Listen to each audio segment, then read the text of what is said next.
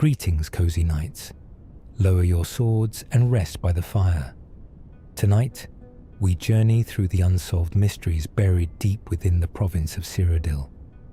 Questions the game never answers, secrets hiding in shadows, and puzzles left deliberately incomplete for you to wrestle with in the dark. Drop a comment below and tell me where you're listening from tonight, and what other games like Oblivion you want me to cover next. And subscribe if this helps you sleep.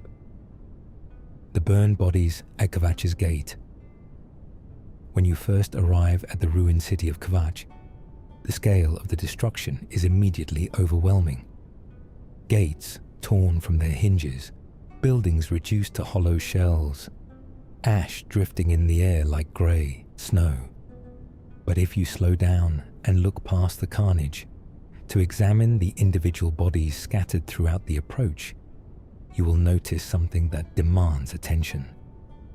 Several corpses are burned to the point of near total destruction, charred black, collapsed into poses that suggest they were caught completely off guard, rather than fleeing in panic.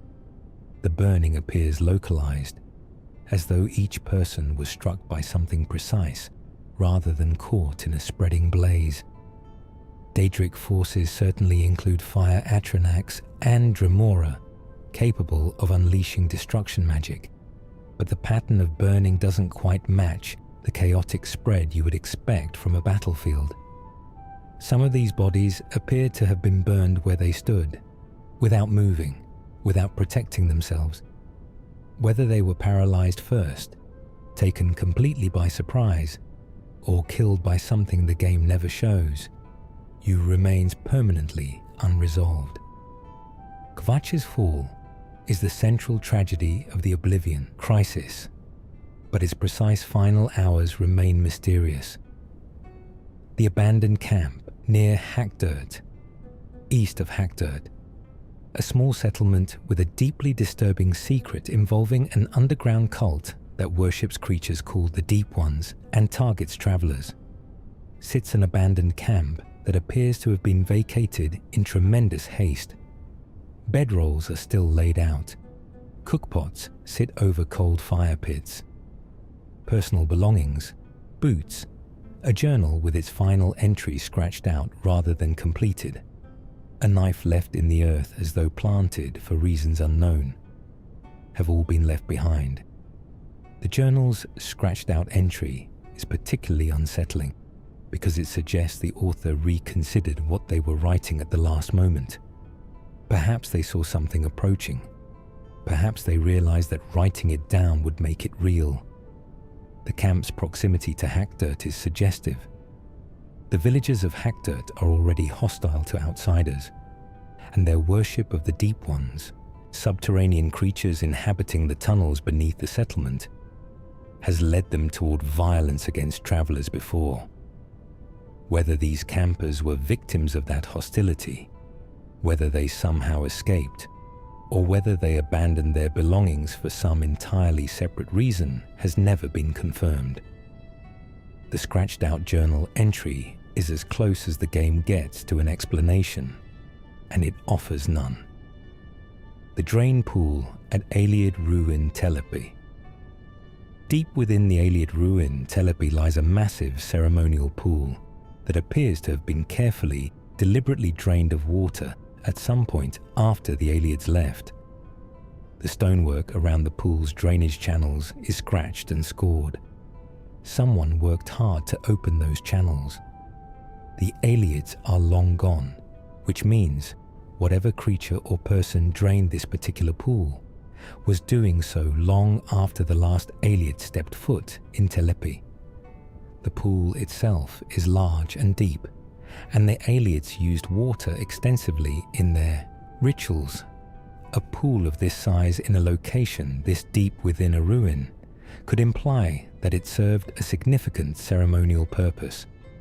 The drainage channels themselves are scored in a way that suggests considerable effort was exerted to open them. Whether that effort came from inside the pool or outside it, whether something wanted to empty the chamber or something wanted to escape it, the environmental details don't resolve clearly in either direction. What the pool once held at its bottom, if it held anything at all, and who went to the trouble of emptying it long after the civilization that built it had disappeared, the game never addresses. The empty basin simply sits in the dark, waiting to be noticed. Granstruther's mystery in Fort Cinia. Unlike Nath Dyer's famous death near Fort Nickel, itself a mystery covered in its own entry, the skeleton of Granstruther at Fort Cinia is far less discussed and far more puzzling. The name appears to reference Grant Struthers, one of Bethesda's World Art team members, but within Cyrodiil's fiction, this skeleton raises uncomfortable questions. Fort Cinia is populated by marauders and undead, the living and the reanimated dead occupying the same crumbling structure in an uneasy shared tenancy that already suggests something is wrong with this particular location. Granstruther's remains are found deep within the fort's interior, in a position that does not suggest combat death. No weapon lies nearby. No defensive posture was taken. Whatever happened to Granstruther, they appeared to have simply stopped in the middle of the fort's crypt section, as though whatever killed them arrived without warning and left nothing behind. The marauders above show no awareness of the skeleton. The undead below coexist with it without apparent connection. Granstruther died here alone, in a fort that now houses two completely different categories of dangerous inhabitant, and neither of them appears to know or care who Granny Struther was. The missing pilgrim at Pell's Gate. Pell's Gate is a small settlement along the road south of the Imperial City, and travellers who stop at the local inn long enough may hear passing mention of a pilgrim seen heading south, bound for one of the chapels or way shrines along the road, who never arrived. The road between Pell's Gate and Braville is well travelled, not particularly dangerous by Cyrodiil standards, and the distances involved are manageable in a single day's walk. And yet the pilgrims simply cease to exist somewhere along the route, without a body to mark where or a witness to explain how. Details like this accumulate in Cyrodiil's social fabric without ever being followed up by a quest marker or a resolution, which could mean they are deliberate atmospheric world building, the suggestion of a world where people disappear and nobody official investigates. Or it could mean they are the kind of overheard conversation that was always meant to fade into background noise. The road south of Pell's Gate is open enough that an ambush leaving no trace would be remarkable. Whatever took this particular traveller off the map did so cleanly, and clean disappearances on open roads either point towards something very capable or towards someone who knew the road well enough to know where the blind spots were. The Everscamps of Rosentia Galenus. In Leowyn, a woman named Rosentia Galenus made what she thought was a fortunate purchase. A Daedric staff sold to her cheaply by a passing spellsword who seemed eager to be rid of it. Rosentia, curious as any collector would be, found a word carved into the staff in runes, translated it from an old book in her library, spoke it aloud, and suddenly had 4 scamps materializing in her home. The Everscamps, as they are called, because they keep coming back no matter how many times they are killed, simply followed her around, hissing, impossible to get rid of because Rosentia found she could not compel herself to actually let go of the staff, which appeared cursed in ways that extended to its owner's will. The quest to resolve her situation sends you to Dark Fathom Cave, to leave the staff at an altar to Sheogorath. The resolution fits. The god of madness accepting as an offering a Daedric joke that has been tormenting a woman who only wanted a curiosity. But the deeper question the quest leaves entirely unasked is what the staff actually is. Where did the Spellzord get it? Who made it and why? A Daedric artifact sold cheaply, almost casually, to someone in a city far from anything important. The carelessness of the handoff suggests either a previous owner who genuinely wanted to be rid of it, or someone who chose Rosentia specifically. The game never tells you which. The Countess of Leowin's painting collection. The throne room and private chambers of Leowin's Countess Alessia Caro contain a collection of landscape paintings that, if examined carefully, depict locations from across Cyrodiil in incredible and accurate detail. Painted as seen from positions that would have required either significant travel or an extraordinarily elevated vantage point unavailable to any ordinary person. Some of these paintings show Ayleid ruins from angles that cannot be reached from ground level. Others depict the Imperial City from across Lake Rumar, at an angle suggesting the painter was somewhere on the water's surface rather than on any visible shore. The Countess is a controversial figure with a noted hostility toward Khajiit and Argonians, and her husband, Count Marius Caro, has political complications of his own. But neither of them are established as painters, and the collection has no attribution. Who painted these images? How did the painter access these elevated viewpoints? And why does one painting appear to show the Ayleid ruin, Miskarken, from an angle that would require standing inside a wall that doesn't exist? Mysterious transaction in the Imperial City Market. Several of the merchants in the Imperial City's market district conduct a transaction every Monday morning that appears, on the surface, to be completely routine. One trader passes a sealed package to another, money changes hands, and both parties go about their business. The package itself cannot be examined or obtained through normal means. If you track the transaction across multiple Mondays, you will notice the package always moves between the same two merchants and then disappears from the recipient's possession by Tuesday without being sold, opened, or passed on again. Players who have examined the game's data for these characters have found no associated quest and no special dialogue explaining the exchange. It could be a remnant of a cut quest, something that was designed and then abandoned before its explanatory content was added, leaving only the animation of the transaction itself. Or it could be deliberate, atmospheric world building, the suggestion of a city with business happening below the surface of what any visitor could know. Either way, the package moves every Monday, and whatever is inside it, the game has decided you don't need to know. Umbacano's true parentage.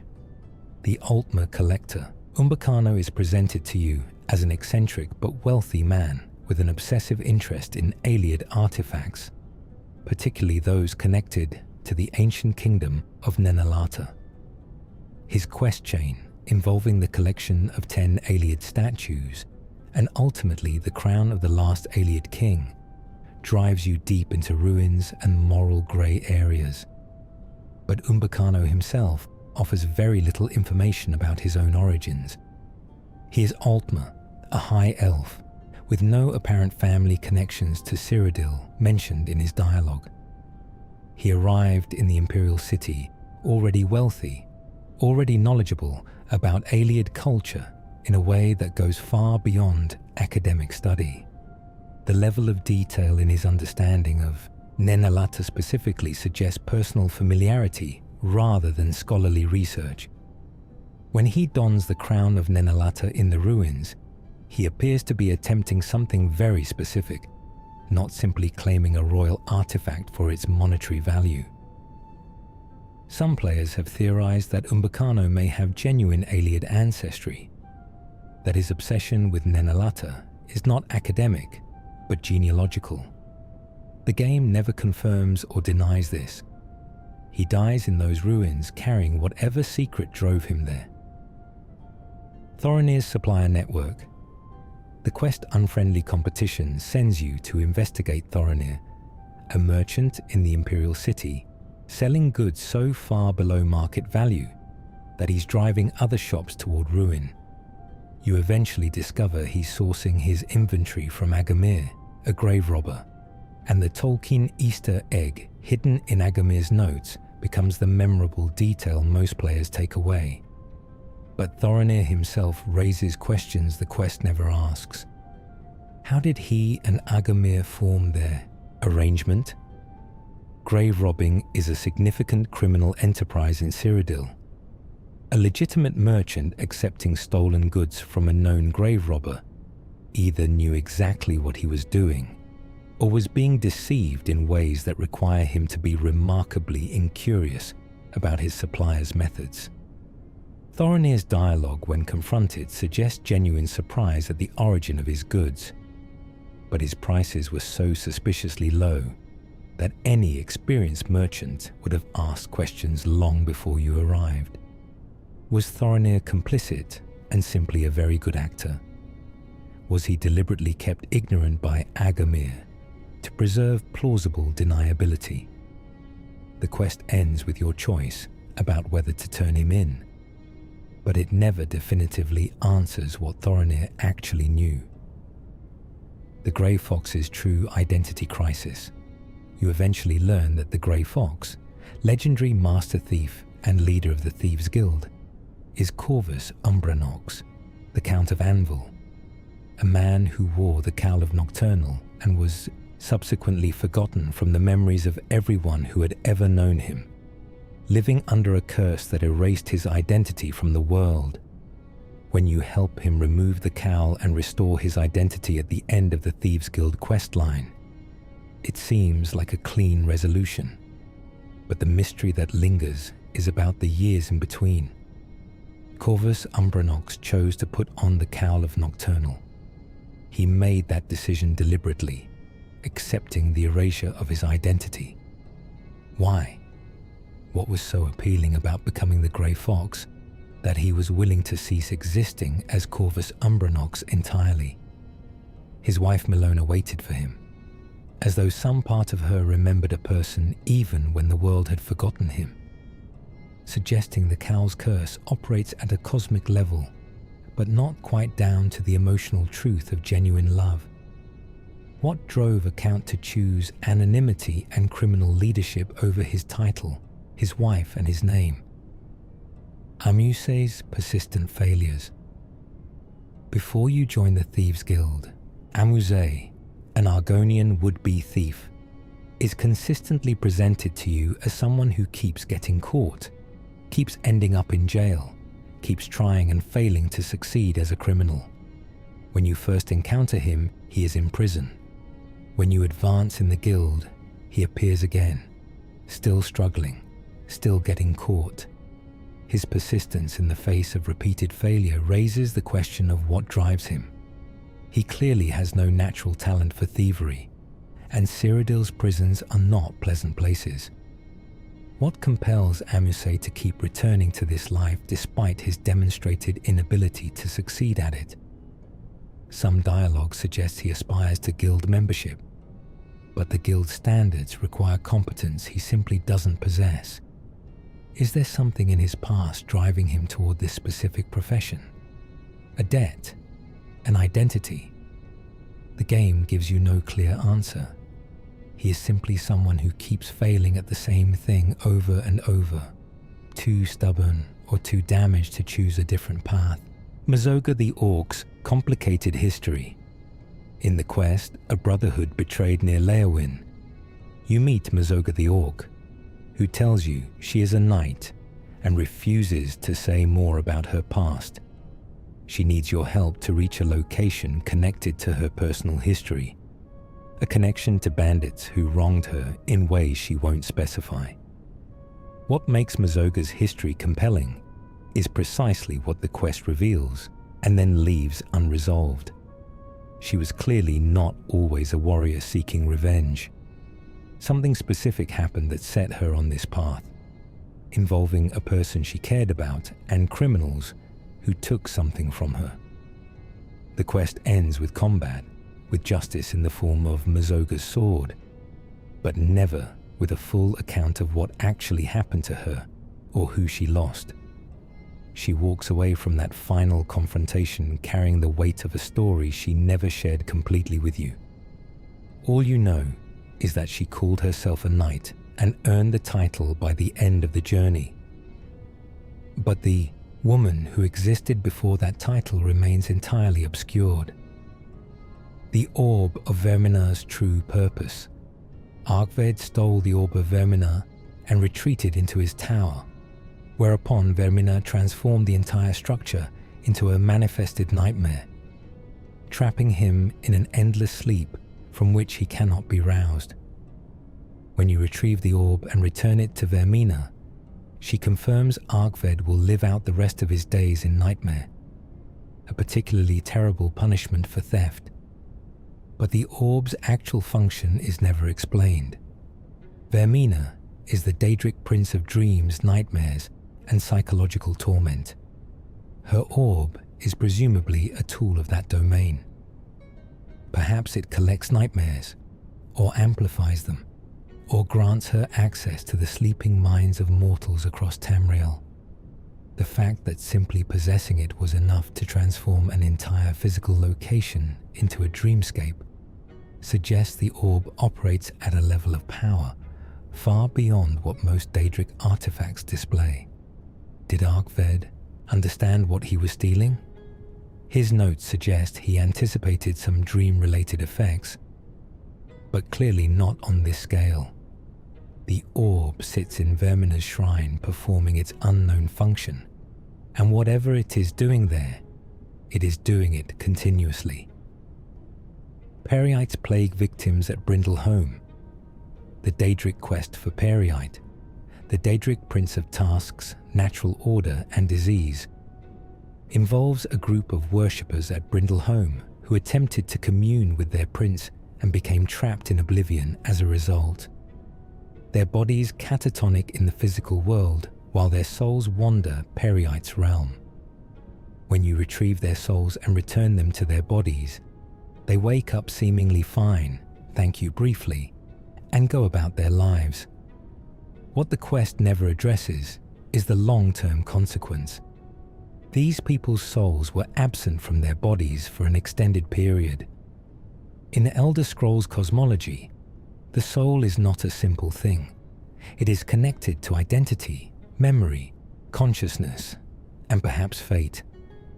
A body that has been essentially inhabited by its own consciousness from outside, that has sustained itself without a properly anchored soul for days or weeks, may not simply return to normal functioning. Are these worshippers truly themselves afterward? Or are they subtly changed in ways too small to detect but significant enough to matter? Periite doesn't care. He got what he wanted. Azura's continued attention. After completing Azura's Daedric quest, which requires you to kill a group of vampires who were once her followers but have been corrupted, Azura gives you the Azura's Star, an artifact that functions as a reusable soul gem. But Azura's dialogue during and after the quest suggests a relationship with the player character that extends beyond this single interaction. She refers to you with an intimacy that implies foreknowledge, as though she's been watching you specifically for a long time before this encounter.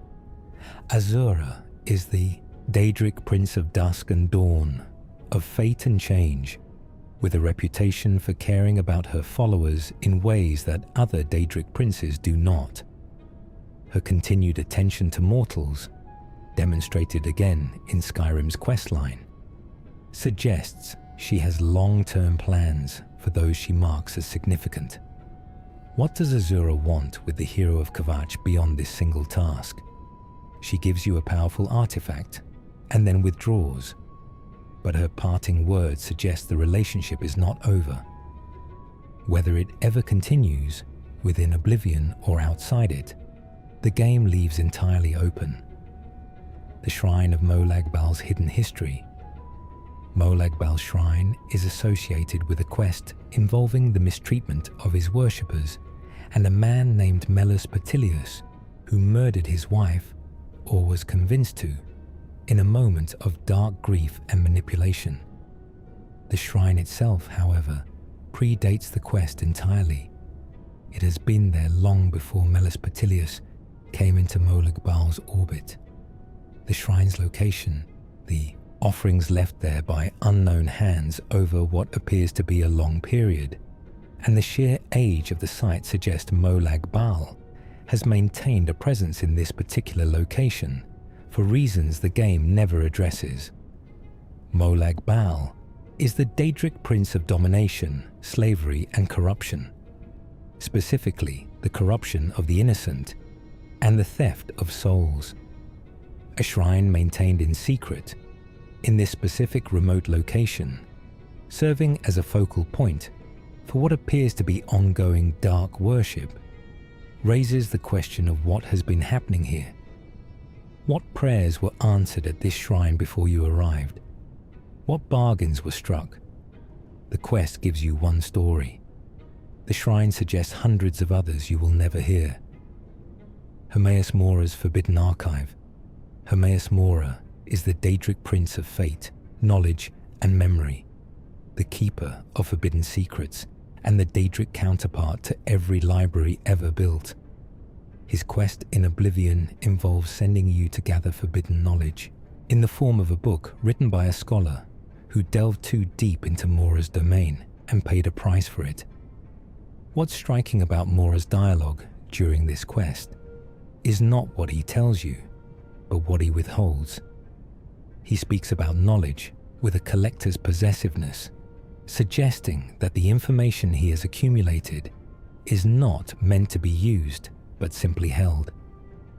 Forbidden knowledge that serves no purpose except to be known by him. This is a fundamentally alien motivation for a being of immense power, and it raises the question of what Mora intends to eventually do with everything he has gathered. All the secrets of all the ages, all the memories the world has forgotten, all the fates of all who have ever lived, collected for a purpose that no mortal has ever been told. He is patient in the way only an eternal being can be patient. Whatever he is building toward, it has not happened yet. Clavicus Vile's bargain, economy. Clavicus Vile is the Daedric prince of wishes, trickery, and the complications that arise from granting exactly what people ask for without giving them what they actually want. His quest involves retrieving a powerful artifact, a sword called Umbra, from a warrior who has bonded with it so completely that she has taken its name as her own and forgotten she was ever anyone else. The mechanics of Clavicus Vile's wishes are never fully explained, but they are clearly well established across Tamriel. Many people have approached his shrine seeking something. The question the game never answers is what happens to the majority of people who receive his gifts. His wishes are twisted, but they are fulfilled. The warrior Umbra received power beyond reckoning and became something utterly inhuman as a result. The previous holders of various artifacts Vile has distributed across Tamriel presumably made similar bargains with similar consequences. Does Clavicus collect these broken outcomes? Does he watch them? Does the suffering that results from his twisted gifts actually entertain him? Or does it serve some deeper metaphysical purpose in the nature of his sphere? The Bravil Mages Guild Recommendation Crisis. Every Mages Guild branch in Cyrodiil has a recommendation quest that you must complete to advance in the organization. The Bravil branch's recommendation quest involves the guild leader Kudai, asking you to help rescue a mage named Henantir, who has become trapped inside his own dream world. A custom magical construct he built for personal practice that has apparently malfunctioned and imprisoned him within it. The quest is presented as a straightforward rescue, but its implications are deeply troubling. Henantir built a private dream realm for personal use. This is not standard magical practice. Mages Guild regulations do not appear to include frameworks for creating personal pocket dimensions of consciousness. Where did Henantir learn to do this? How many other guild members are conducting similar private experiments without oversight? The guild is supposedly the controlling authority on magical practice in Cyrodiil. One of its members has built a private dream prison with no apparent institutional knowledge or approval. The quest ends when you rescue Henantir, but it never addresses the broader question of what else the guild's members are doing in private that the organization doesn't know about. The Coral Recommendation and the Finger of the Mountain. The Coral Mages Guild recommendation requires you to deal with a case involving the spell Fingers of the Mountain, a devastatingly powerful lightning spell that appears in a book within the guild's possession. The book contains the spell, but it cannot be cast without a special focus that must be retrieved from a nearby Ayleid ruin. The history of this spell, how it ended up in the guild's library, and why the book was kept without the focus being secured alongside it, are questions the quest raises but doesn't answer. The spell itself is a weapon of enormous destructive potential. Keeping a book containing this spell in a Mages Guild library accessible to students and initiates seems extraordinarily irresponsible. That it was kept without its focus, meaning the split was deliberate, presumably to prevent someone from using both together, suggests someone at some point understood the danger and took precautions. But who, when, and why did they keep the book at all, rather than destroying it? Hannibal Traven's real motive. Hannibal Traven, the Archmage of the Mages Guild during the events of Oblivion, declares war on necromancy and expels all practitioners from the guild in what appears to be an act of moral clarity after years of the guild tolerating undead magic. His ultimate sacrifice, offering his soul to fuel a spell that protects the guild's headquarters, is presented as heroic. But Traven's stated reasons for outlawing necromancy and his actual policy decisions don't entirely align. Necromancy was practiced legally within the guild for decades. The sudden shift was politically motivated as well as ethically. Time to distinguish the guild from Manimarco's rising power and to consolidate Traven's own authority within the organization. Some members forced out of the guild by this policy, including Falca and others who turned villainous during the recommendation quests, might have remained controllable had the expulsion not pushed them into Manimarco's arms. Traven's moral stance may have indirectly created some of the enemies the guild was forced to fight. Whether he understood this possible consequence of his policy and accepted it, or whether it genuinely never occurred to him, changes everything about whether his sacrifice was wisdom or the atonement of a man trying to repair damage he caused himself. Manimarco's original form, the King of Worms, Manimarco, appears during the Mages Guild questline as the ultimate antagonist, a powerful leech who was once a student of the Sigic Order, alongside Galerion, the founder of the Mages Guild. The lore surrounding Manimarco is ancient and complex, reaching back to the First Era, and by the time of Oblivion, he has been practicing necromancy for millennia. He is a High Elf, an Altmer, and in-game he appears as one, robed and composed, carrying none of the obvious visual decay you might expect from a being who has voluntarily unmade himself. The question that the game never addresses is the nature of that voluntary unmaking. He became a lich by choice, deliberately restructuring himself in service of immortality and magical power. The Altmer who made that choice who looked at the horizon of his natural elven lifespan and found it insufficient, who examined necromancy and decided that what it could do to a body was preferable to what time would do naturally, had a history, a face, a teacher, a reason. His studies alongside Galerian in the Sigic Order gave him the foundation. Whatever curdled that foundation into something the Order would expel him for, the game presents without fully explaining.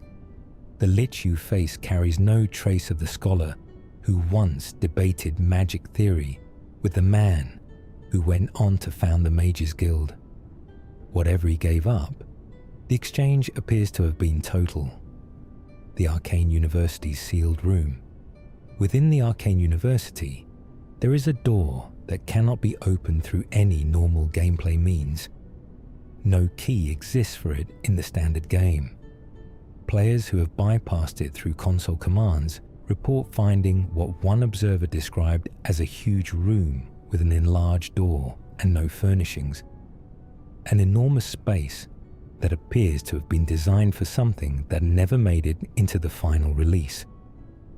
The room is not referenced in any dialogue, quest, or document accessible in the game. Whether it represents a cut quest line, a scripted event that was removed before release, or simply a development space never intended for players, nothing in the public record of the game's development explains it. The scale of the room, large enough to warrant attention, empty enough to deny all context, suggests it was once meant to be significant. What it was meant to hold, and why it was sealed rather than simply removed, is a question the game cannot answer from the outside. Dargael's prophetic inheritance. The Leowin, Mages Guild's leader. Dargael is one of Oblivion's most genuinely unsettling characters, presented almost as an afterthought to the recommendation quest she anchors. Dargael has visions, persistent, intrusive, overwhelming, that have compromised her ability to function without a focus item called her Seer's Stone to keep them manageable. This alone is unusual enough, but the quest reveals something stranger. Dargael's condition is inherited. Her father, also a mage of significant power, had the same visions. He left to her the Seer's Stone specifically to help her manage what he knew she would experience. The ability to prophetically see beyond the normal limits of time and perception passed directly from parent to child, not through any deliberate magical instruction or Daedric bargain, but apparently through bloodline. What this implies about the Dargael family's heritage is something the quest never addresses. Which ancestor first developed this capacity? Was it chosen by something or someone? Or did it arise naturally? And the visions themselves, their content, whether they show Dargael futures that can be changed or only futures that cannot, what she has seen and what she has not shared, remain entirely her own private burden. The Blackwood Company's Hist connection. The Blackwood Company, the corrupt mercenary guild that serves as the Fighters Guild questline's central antagonist, draws its inhuman aggression and apparent immunity to fear from a brew created using sap from an Argonian heist tree. The Hist trees are sacred to the Argonian people, deeply connected to Argonian identity, memory and soul, and capable of sharing information and consciousness across the entire species in ways that the Imperial world barely understands. How the Blackwood Company obtained a history, or Hist sap, and turned it into a battlefield drug that strips away fear and judgment is a question the questline largely sidesteps. Someone made arrangements with either a history directly, or with the Argonians who tend them, and whatever exchange occurred, it resulted in a product being used in ways the histories would presumably not endorse. Argonian law suggests the Hist are not passive organisms. They are ancient, aware, and deeply involved in Argonian welfare. A hiss being used to fuel a mercenary company's atrocities raises the question of whether the tree consented, was deceived, or is itself complicit. Modrin Orin's expulsion and its aftermath. When Modrin Orin is expelled from the Fighters Guild after the death of Varanus Daunton at Forsaken Mine, the official justification is that he sent Varanus on a dangerous mission without adequate preparation. But the circumstances of Varanus' death, with Blackwood Company involvement once again, as in the earlier death of Valenna Daunton's eldest son, Vitellus, suggest a pattern too precise to be coincidental. Modrin's expulsion removes him from official guild authority at exactly the moment when his investigative intensity would be most dangerous to whoever is orchestrating the systematic targeting of the guild's leadership. His expulsion conveniently takes him off the board as a threat, while leaving the guild without its most effective operative. Whether the expulsion was politically engineered by Blackwood Company agents with influence inside the guild, or whether it was simply the guild's institutional reflexes responding to the most available scapegoat, has consequences the questline never fully explores.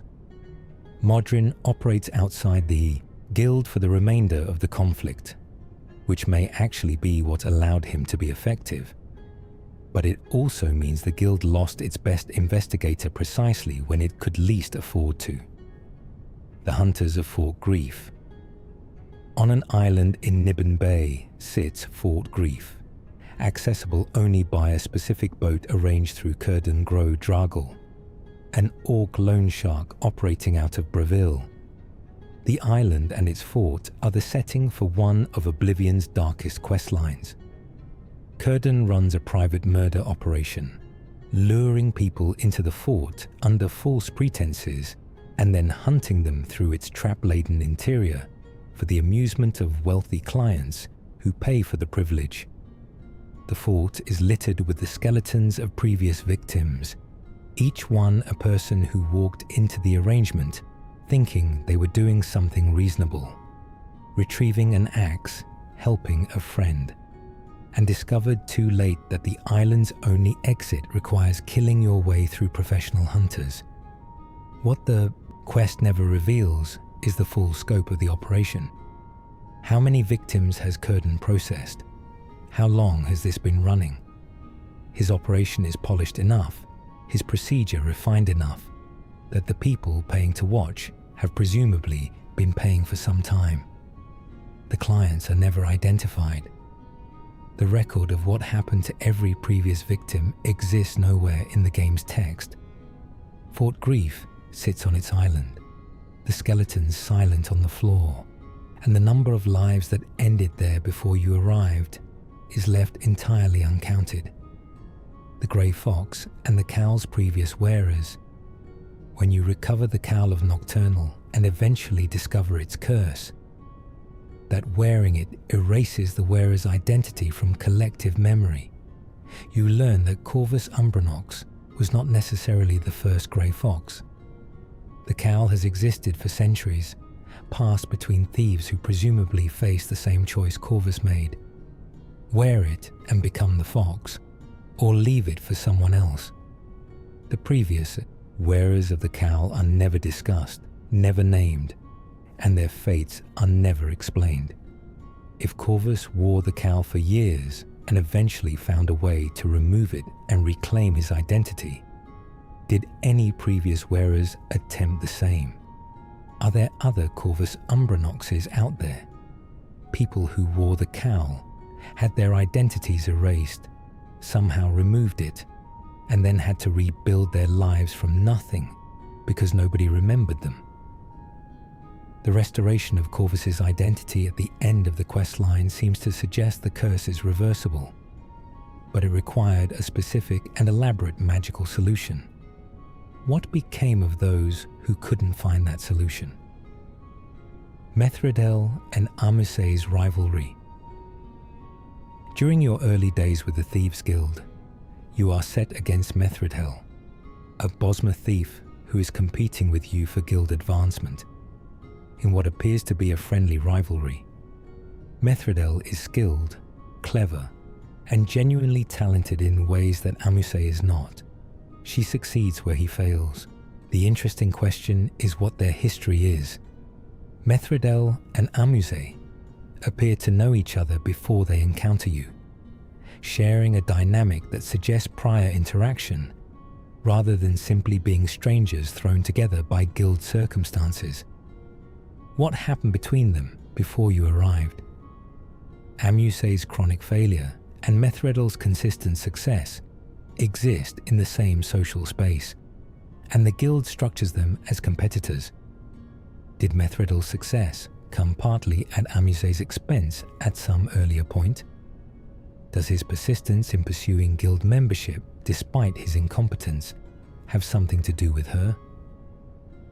The rivalry the game shows you is a surface reading of a relationship that may have deeper roots neither character will explain. Uriel Septim's prophetic dreams. Emperor Uriel Septim VII is assassinated at the beginning of the game, but in his final moments he reveals something extraordinary. That he has been dreaming about the events of the Oblivion Crisis for years before they occurred. He tells you that he has seen the gates of Oblivion opening in his dreams, has watched the crisis unfold across Tamriel, and has known for a long time that his own death was approaching. This raises a profound question the game never answers. If Uriel Septim was dreaming true visions of the future, why didn't he prepare? He had years, possibly decades, of foreknowledge about the most catastrophic event in Tamriel's history since the Interregnum, and he used that time to rule normally. He did not aggressively recruit blade agents to find all of his sons and protect them. He did not make plans to pass the Amulet of Kings to a protected successor. He did not take meaningful action against the Mythic Dawn, despite presumably knowing they were the instrument of his fate. Was he paralyzed by the certainty of prophetic vision? Did he believe intervention was impossible? Or did Uriel Septim, in his profound weariness, simply accept what was coming? Martin Septim's missing years. Between the death of his unknown mother and his entry into Akatosh's priesthood at Kvatch, Martin Septim's life contains a significant gap of years that is never fully accounted for. He mentions a difficult period involving a relationship that ended badly and various choices he regrets, but the specific timeline of his life before priesthood is deliberately vague. More interesting is the absence of any imperial attention on Martin during those wandering years. The Emperor clearly knew Martin existed. Uriel Septim's dreams presumably included knowledge of this illegitimate son. The Blades, as the Emperor's intelligence and protection service, would logically have been tasked with locating and monitoring any potential heirs. Was Martin deliberately kept hidden? Did Uriel Septim actively conceal Martin's existence from the Blades, expecting to tell them when the time was right and running out of time before he could? Or were the Blades aware of Martin and specifically chose not to interfere in his life? Watching from a distance they maintained intentionally. His arrival at Kvatch seems almost too clean. The last Septim heir happening to be positioned exactly where the hero of Kvatch would encounter him. The Mysterium Xarxes and its effects on readers. The Mysterium Xarxes, written by Mehrunes Dagon himself, is the religious text of the Mythic Dawn. Reading it, or rather, reading Mankar Cameron's commentaries on it, is how initiates are recruited into the cult. The text itself is described as incomprehensible to most readers, that attempting to understand it directly causes psychological harm, and that even Cameron's commentaries require a particular mental framework to process without damage. Yet Mankar Cameron read and understood the original text well enough to write 4 volumes of interpretation. This raises the question of what reading the Mysterium Xerxes actually does to a person. The cult members you encounter have clearly undergone some transformation in how they think and what they value. But whether this transformation is the result of Dagon's writing directly altering their consciousness, or simply the consequence of ideological radicalization through Cameron's commentary, is never established. If the text itself has power beyond its words, how many people have been changed simply by attempting to read it, without successfully joining the cult? The Kvatch siege's missing hours. The destruction of Kvatch is the defining atrocity of the early Oblivion crisis. By the time you reach the ruined city, the siege has been ongoing long enough for a military camp to be established outside, for survivors to have organized themselves, and for the surviving guards to have settled into the grim routine of holding a perimeter around a city they cannot retake. But the precise timeline of how Kvatch fell is never established. The city was destroyed because Martin Septim was there, targeted by the Mythic Dawn as the last known Septim heir. The gate opened within the city walls. The city fell. But how long did it take? Hours? Days? Were there organized attempts to resist from inside the walls before the Imperial camp outside was established? Were there survivors who made it out in the first hours who never reached the camp and whose fates remain unknown? The one survivor you interact with initially is too traumatized for detailed recollection. The guards outside the camp have information, but not comprehensive accounts. Kvatch's final hours existed in a gap between the moment the gate opened and the moment help could arrive. And what happened in that gap is lost. Who killed Uriel's other heirs? The opening sequence establishes that Uriel Septim VII's legitimate sons, the princes Geldor, Enman, and Ebel, were all assassinated just before Uriel himself was killed. This is known, but the specific mechanics of those assassinations, the identity of the Mythic Dawn agents, who carried them out, the locations and circumstances of each prince's death, and whether any of the princes had any warning or attempted to defend themselves is almost entirely absent from the game's text. You receive brief mention of the fact of their deaths. You never receive any account of how 3 imperial princes, each presumably guarded by the blades and surrounded by imperial security, were killed on the same night without triggering alarms that might have protected Uriel himself. 3 simultaneous assassinations of heavily guarded targets, carried out so cleanly that the Emperor only knew to flee through a secret passage, rather than to know his sons had already died. This represents an extraordinary operational achievement for the Mythic Dawn that the game essentially waves past. The Sideways Cave's buried city, the dungeon called Sideways Cave, whose unusual geology gives it its memorable name, contains something far more significant than its disorienting layout suggests. Deep within its passages, past the scattered skeletons and the unsettling feeling that its walls are not quite at the right angles, you find the remnants of an Ayleid city called Abigalas, buried when the surrounding earth shifted catastrophically. Ancient tablets within the cave tell pieces of a story, but not a complete one. They suggest, in fragmented translation, that the Ayleid builders of Abigalas disturbed a forgotten shrine to the Daedric prince Meridia, described in the tablets as the terror of the most terror, and that Meridia's response came through her children, crushing the city with roots and floods. The tablets are fragmentary enough that the full account of what the Ayleids did to draw Meridia's attention, and whether any of them escaped, is left open. What Elder Scrolls Online later reveals adds an additional layer. Abigalis was a city dedicated to the worship of Molag Bal, positioned in perpetual conflict with the nearby Meridia-worshipping city of Deladil. The story the tablets tell in Oblivion is therefore only part of a much larger conflict between two Daedric traditions, compressed into fragments you were never meant to fully read. The Ayleid scholar who translated those tablets, found dead in the throne room at the cave's deepest point, apparently got close enough to the full picture that something in that throne room ensured he didn't leave to tell anyone.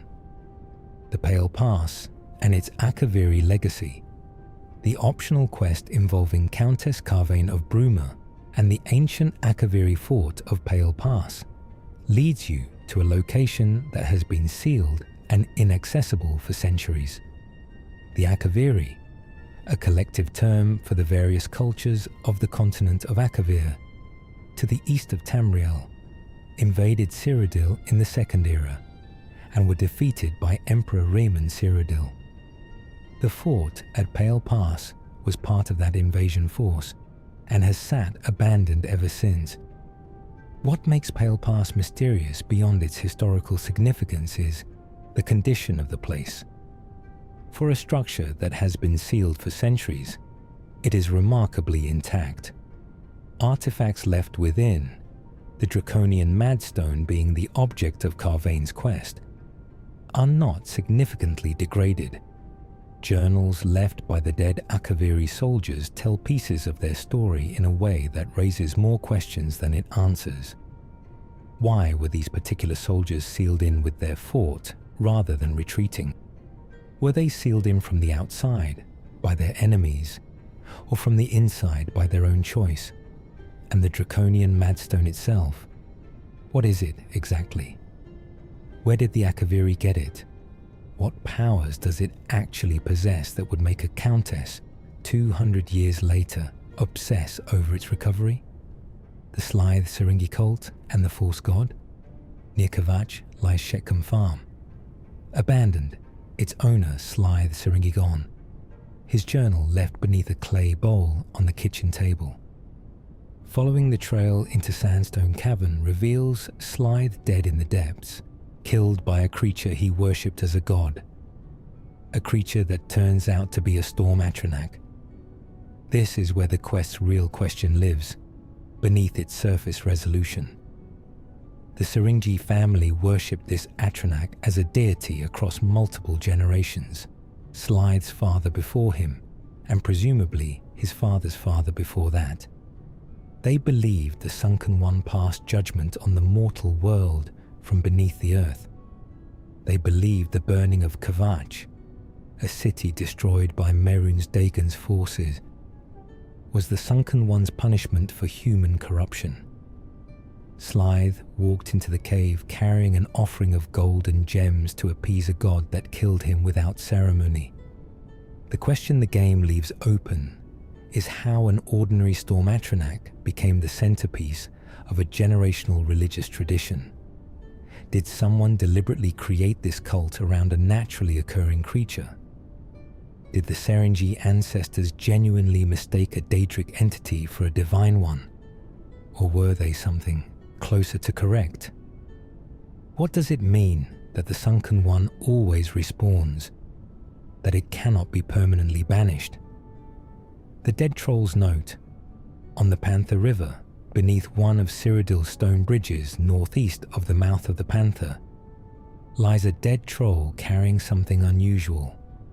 A note. Trolls are not readers. They are not writers. They are not the kind of creature that carries written correspondence, and the bridge they lie under is not near any location that would explain a note being on their person through casual proximity. The note raises questions the game never answers. Who gave a troll a note? Could the troll read it? Was it taken from a victim? Was it intended to be found by someone crossing the bridge who would know what it meant? The content of the note itself is cryptic enough to raise more questions than it resolves. It is addressed to no one specifically, references something without explaining what, and ends in a way that implies the author expected the reader to already know the context. Whether this is a fragment of a larger story the game never tells, a dark joke on the part of the developers, or an environmental detail specifically designed to be maximally suggestive with minimal explanation, the troll under the bridge keeps its note and offers no further comment. The Nibene Basin's underground waterways. Beneath the surface of the Nibene Basin, the eastern half of Cyrodiil, there exists a network of underground waterways that feed the lakes and rivers above. These passages are large enough to have been used at various points in Cyrodiil's history, and several of them connect to accessible cave systems. Their size and apparent regularity raise the question of whether they are entirely natural formations, or whether some of them were shaped or modified by earlier hands. In certain locations, the cave walls show what appears to be deliberate alteration. Sections that are too smooth or too regularly angled to be natural erosion.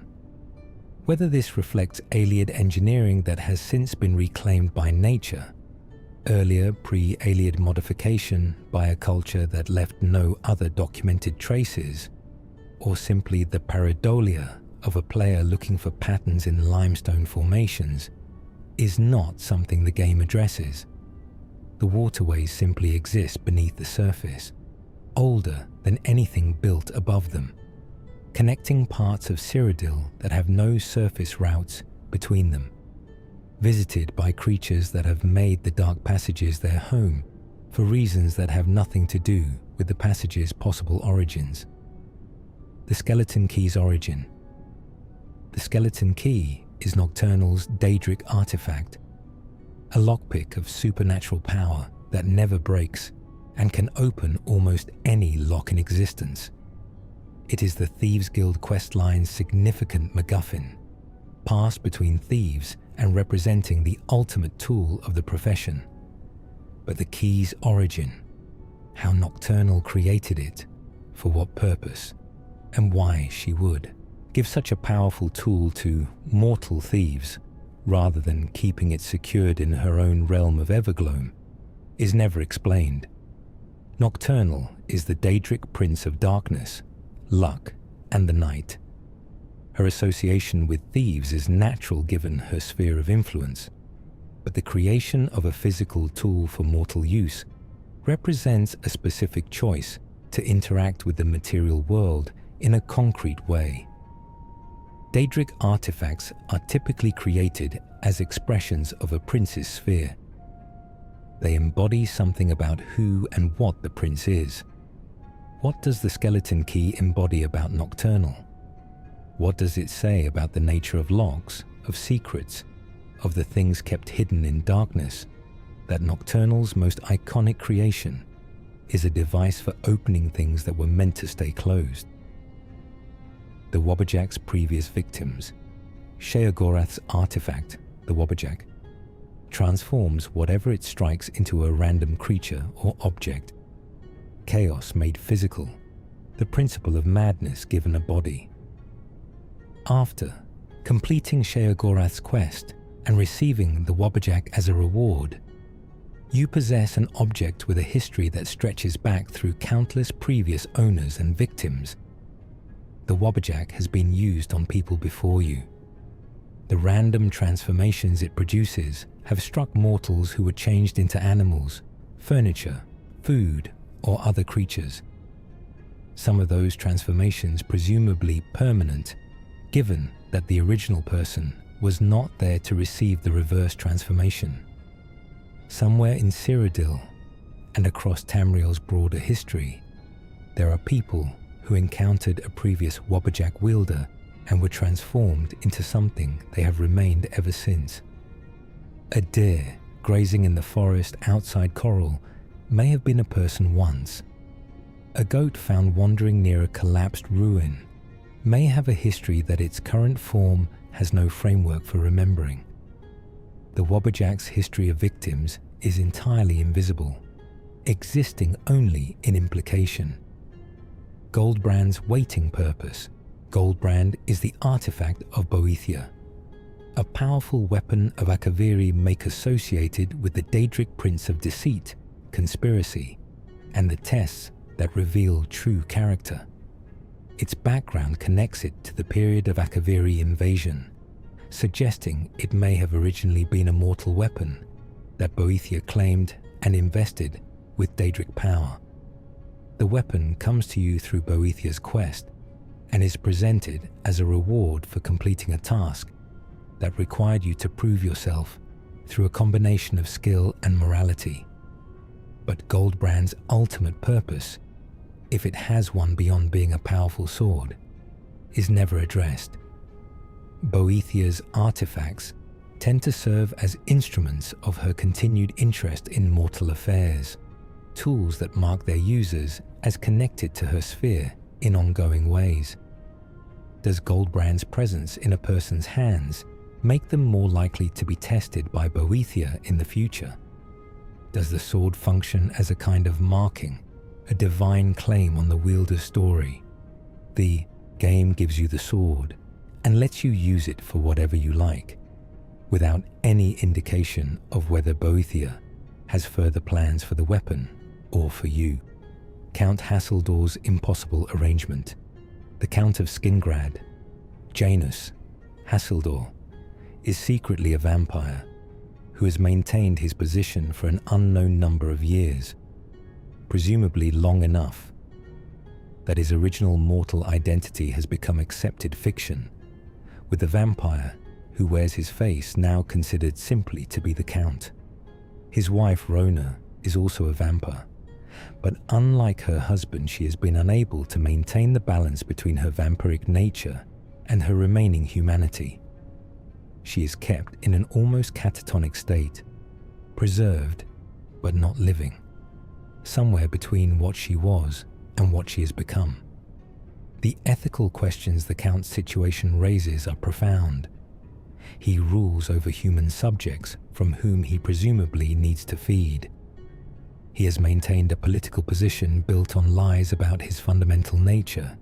He has watched his wife deteriorate without being able to either cure her or end her suffering.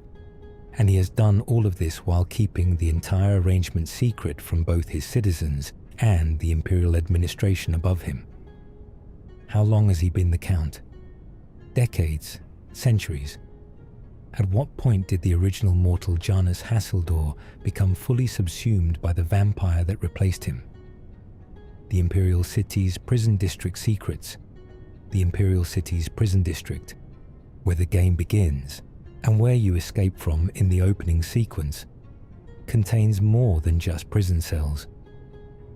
The underground sewer system beneath the prison extends far beyond what would be necessary for simple drainage, branching into passages that appear to connect to other parts of the city, and possibly to locations outside the walls entirely.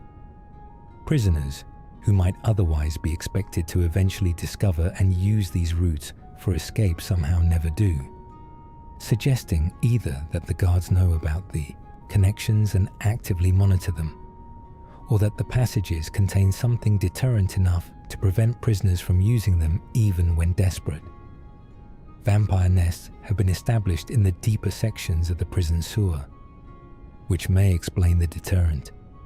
But vampire nests in the city's drainage system suggest either that the prison administration is aware of and tolerant of their presence, using them as an unconventional security measure, or that the vampires established themselves so quietly and recently that no one in authority yet knows they are there. The Elder Council's knowledge of the crisis. The Elder Council, Cyrodiil's governing body in the absence of a confirmed emperor during the Oblivion crisis, is presented throughout the main quest as an institution responding to the crisis rather than anticipating it. Its members appear surprised by the scale and nature of the invasion. But certain council members display knowledge of Mythic Dawn activity, Daedric, portal mechanics, and the requirements of the Dragonfire's ritual that seems remarkably specific for people supposedly encountering this threat for the first time.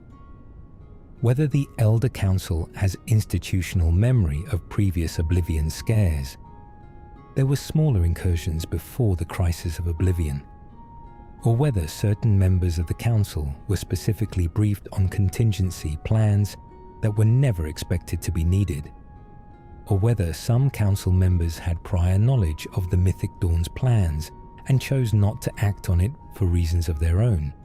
The game leaves entirely open.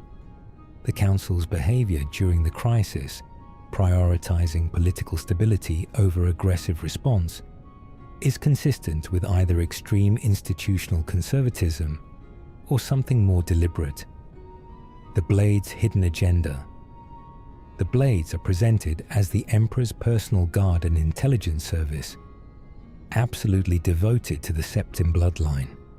Joffrey, their leader during Oblivion's events, appears to be precisely what he claims: a loyal agent doing his duty in extraordinary circumstances. But the Blades' history across the Elder Scrolls series suggests their devotion to the Emperors has sometimes been balanced against their own judgment about what the Dragonborn should and shouldn't know about their own situation. In Oblivion specifically, the question is whether Joffrey knew about Martin before the crisis began. If the Blade's intelligence network was competent enough to identify and protect Martin once the crisis started, why wasn't it capable of finding him during the years before? Either Joffrey didn't know about Martin, which suggests a serious failure of Blade intelligence given their supposed purpose, or Joffrey did know and chose to leave Martin in obscurity rather than bring him into a potentially dangerous life at court. That second possibility changes Joffrey from a loyal servant doing his best under pressure to a man who made a unilateral decision about the heir's future. Sheogorath's previous identity. The completion of the Shivering Isles expansion reveals that the hero of Kvatch becomes the new Sheogorath, that the cycle of champions replacing the mad god is eternal, that the cheerful lunatic encountered at the beginning was themselves once a mortal who completed this same journey and forgot their original self in the process. This means the Sheogorath you spoke to at the beginning of the expansion had a mortal life before that meeting, a name, a people, a history that has been entirely consumed by millennia of divine madness.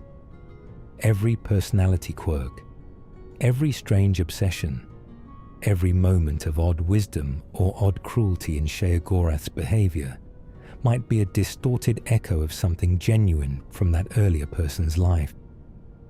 The fondness for cheese, the way he speaks about mortals as though remembering something about being one, the moments of unexpected clarity before the madness reasserts itself.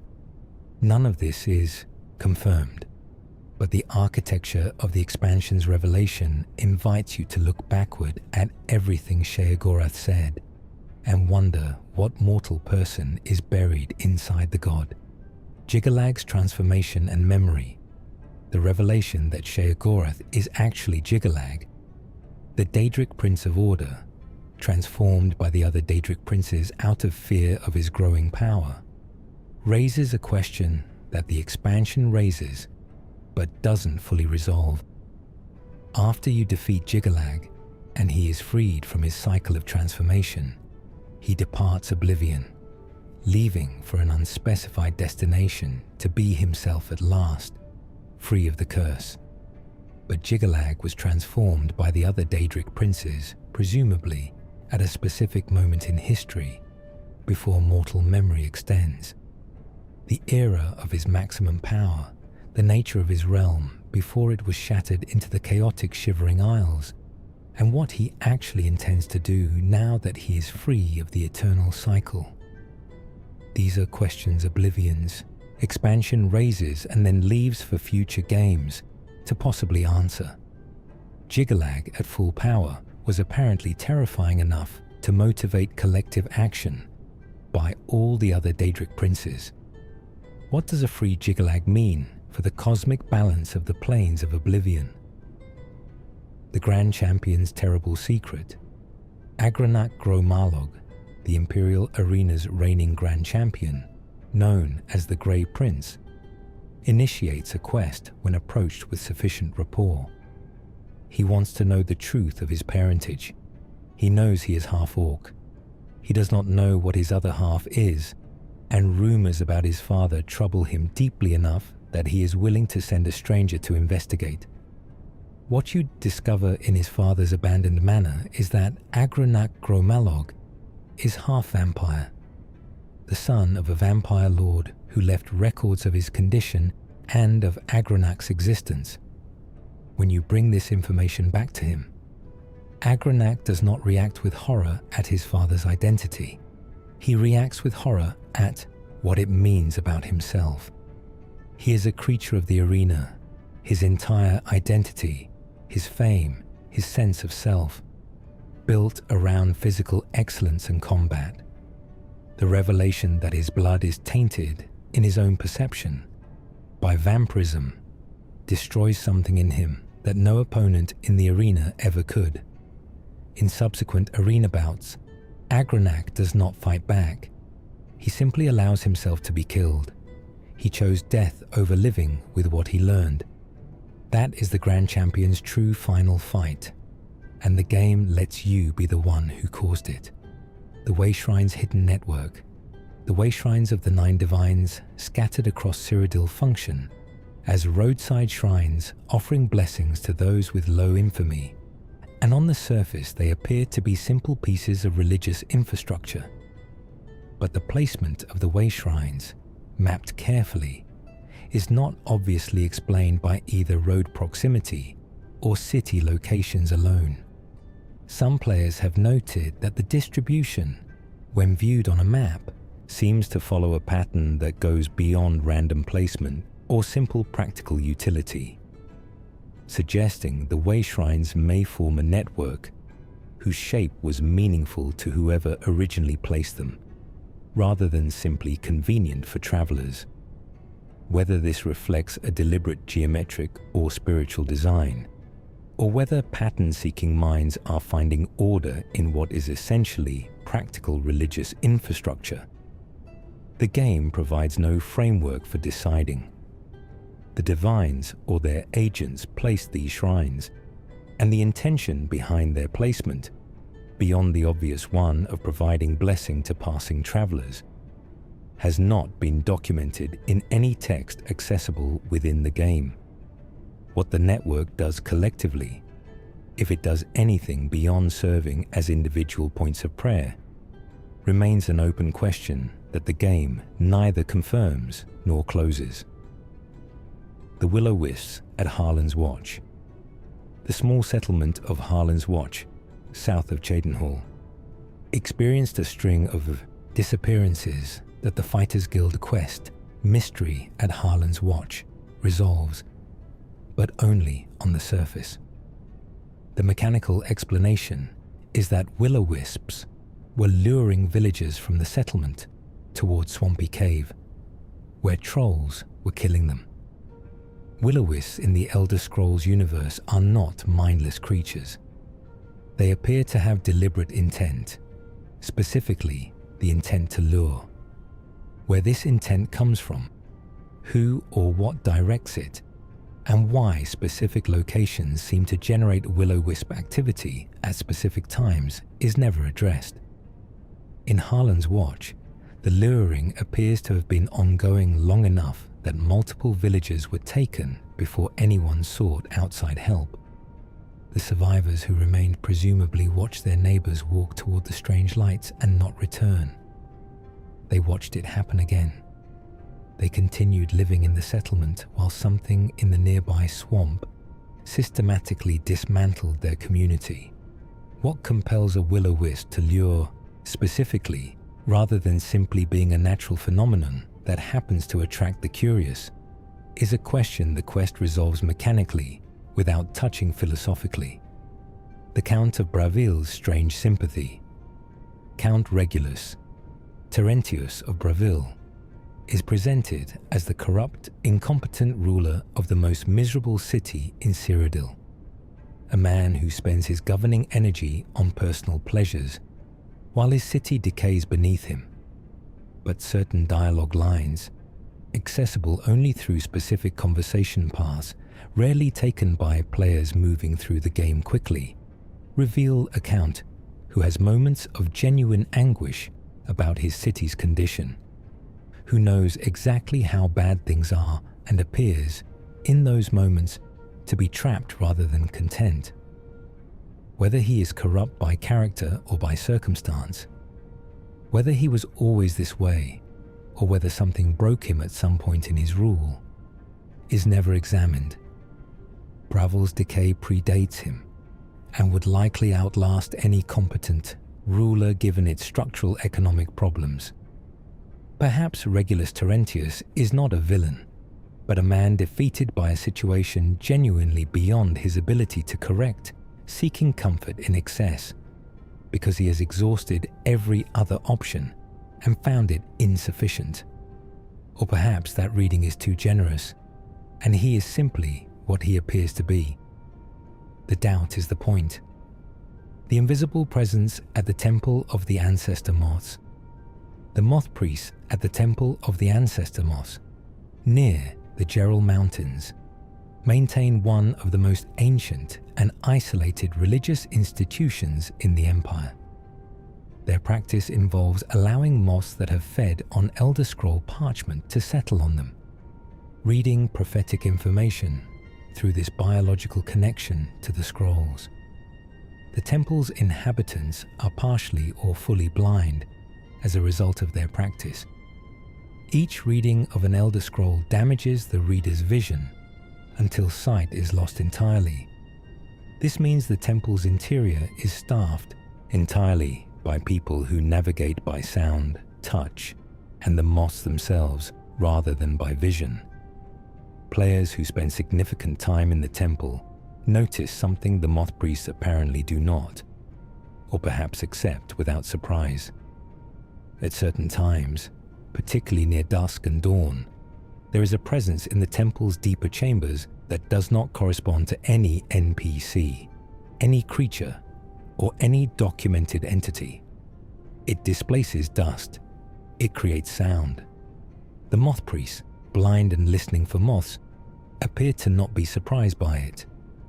Whether this is an Elder Scroll physically manifested in some form, a divine presence drawn to the moth's connection to prophetic material, or something else the priests have simply accepted as part of their environment, the game offers no framework for understanding. The battlefield at Sankator. Sankator, a location connected to the Knights of the Nine quest line and the history of the ancient blades, contains within its depths a battlefield that was sealed centuries ago, preserving the moment of a significant historical event.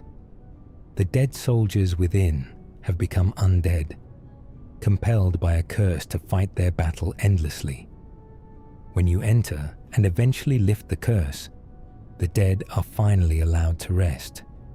But the specific nature of the curse, how it was placed by whom and for what purpose, is never fully explained. Curses of this magnitude require significant magical power and deliberate intent.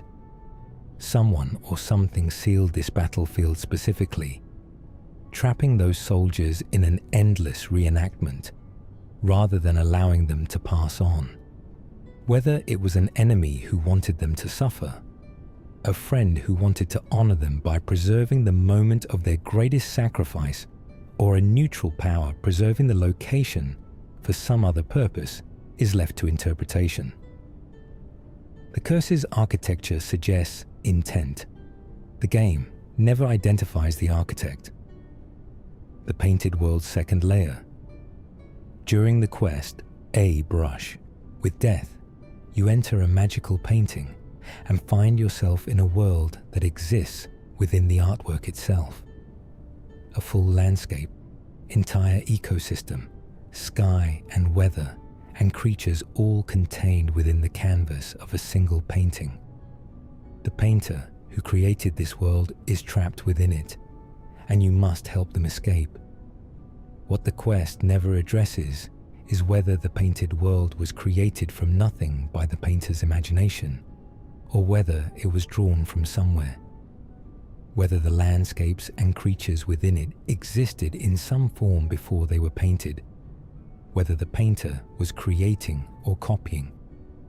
Elder Scrolls cosmology includes the concept that reality operates in ways mortals don't fully understand, and the painted world raises the possibility that sufficiently powerful magical creation isn't just artistic expression, but revelation, making visible something that already existed in some potential form. This could imply that the painter, whether they knew it or not, was reaching into something real rather than inventing something new. The painter escaped. The world remains inside the canvas, based on what we see when you leave it. Creatures still moving, weather still shifting. It appears to still be inhabited by whatever was there when you departed. Whether it knows you left or continues as though you never came is a question the painting can no longer answer for anyone who isn't inside it. Lucien Lechance's true loyalty.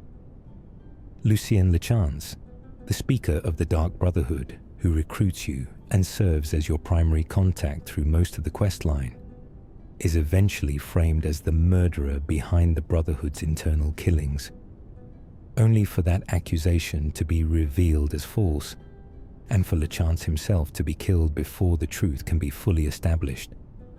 The murder of Lechance represents a significant loss to the Brotherhood's power structure, and the person ultimately responsible.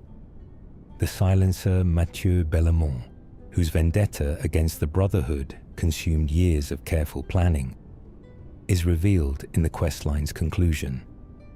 But Lechance's death, before being fully exonerated, leaves questions about his character that the game never quite resolves. He was innocent of the specific charge. He may not have been innocent of everything. The Brotherhood is not an ethical organization, and Lechance was its faithful servant. What atrocities did he commit in service to the Night Mother before you met him? The game never asks that question in a way that requires an answer. The Night Mother's physical existence.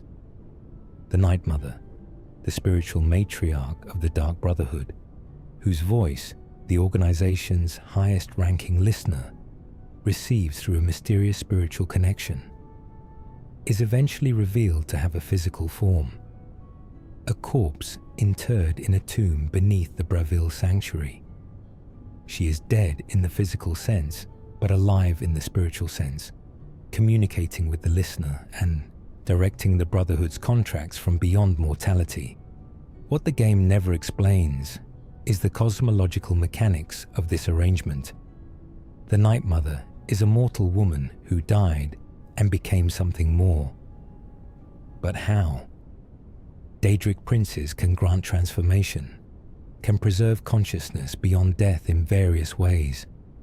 Was the Night Mother granted her state by Sithis, the entity the Brotherhood worships as the void at the center of all existence?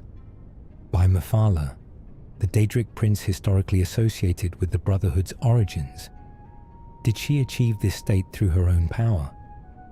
The distinction matters because it determines whether the Night Mother is a divine figure, an unusually powerful undead, or something entirely new in the cosmological taxonomy of Tamriel. The Brotherhood's connection to Sithis. The Dark Brotherhood worships Sithis, not a Daedric prince, not an Aedra, but something older and conceptually prior to both. Sithis is described as the void, the nothing, from which the Aedra and Daedra emerged, the absence that gives meaning to existence by providing its opposite. Worshipping Sithis requires believing that the void has agency, that it desires the expansion of death and non-existence, that killing in its name serves some cosmological purpose. The Brotherhood's faith presents this without apparent irony. They are genuinely religious, not simply using religious framing to justify murder. If Sithis is real and has genuine agency, what does that mean for the nature of Elder Scrolls cosmology? The Divines emerged from the void alongside everything else. The Daedra chose not to participate in creation and retain their power intact. If Sithis preceded both and retains consciousness, it is arguably the most powerful entity in the setting. The void that wills, the emptiness that wants. The Brotherhood's faith, taken seriously, is not just dark, but genuinely terrifying in its cosmological implications. Antoinetta Marie's impossible skill. Among the members of the Cheydinhal Sanctuary, Antoinetta Marie, a young Breton assassin, stands out as someone whose skill level appears to significantly exceed what her apparent age and documented history would suggest. She is presented as somewhat flighty, more interested in the theatrics of assassination than its craft, and her dialogue suggests she has not been a member of the Brotherhood for a particularly long time. But her actual combat capability, observed during the purification, when you are forced to kill your fellow Sanctuary members, tells a different story. She fights with a proficiency that implies years of serious training rather than the relatively short career her backstory suggests. Either her backstory is incomplete, she has a history of violence or training before the Brotherhood that she doesn't discuss, or she is naturally talented in combat to a degree that her personality makes her seem to underplay. Neither explanation is provided. Antoinetta Marie exists in the gap between how she presents herself and what she actually can do. Talos's ambiguous divinity, Talos, the ninth divine born as the mortal Tiber Septim, is worshipped across the Empire, and his dragonfires literally protect Nirn from oblivion. His divinity is not merely theological, but demonstrably functional. The dragonfires require the blood of his descendants to work, which means his divine status is doing something real, rather than being purely conceptual. But Talos is also simply Tiber Septim, a man who conquered an empire and became a god through mechanisms that remain only partially documented. Different accounts of how exactly Tiber Septim became Talos conflict with each other in significant ways. Some suggest he absorbed the power of the Numidium, a giant brass construct built by the Dwemer. Others suggest he achieved CHIM, a mystical state of perfect self-awareness within the dream of the universe, and used it to ascend. Some lore suggests both happened simultaneously.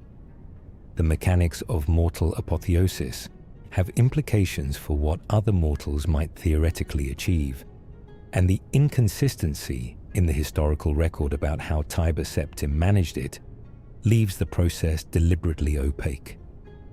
If a man became a god once through means that were subsequently forgotten or suppressed, what does that say about the nature of gods? The Amulet of Kings' true power. The Amulet of Kings is the central artifact of Oblivion's main quest. The object that must be recovered from Mankar Cameron and ultimately used by Martin Septim to seal the barrier between Nirn and Oblivion once and for all. It is associated with the ancient covenant between Akatosh and Alessia, and can apparently only be worn by those of Dragonborn blood. This makes Mankar Cameron wearing it at the Dagon Shrine one of the game's quietly significant mysteries. He is not known to be of the Septim line, and no NPC ever explains how he is able to bear it. The most widely held interpretation is that Cameron must have been Dragonborn through some lineage or transformation the game doesn't specify, though the game itself never confirms this. The mechanics of the amulet's sealing power are also never fully explained.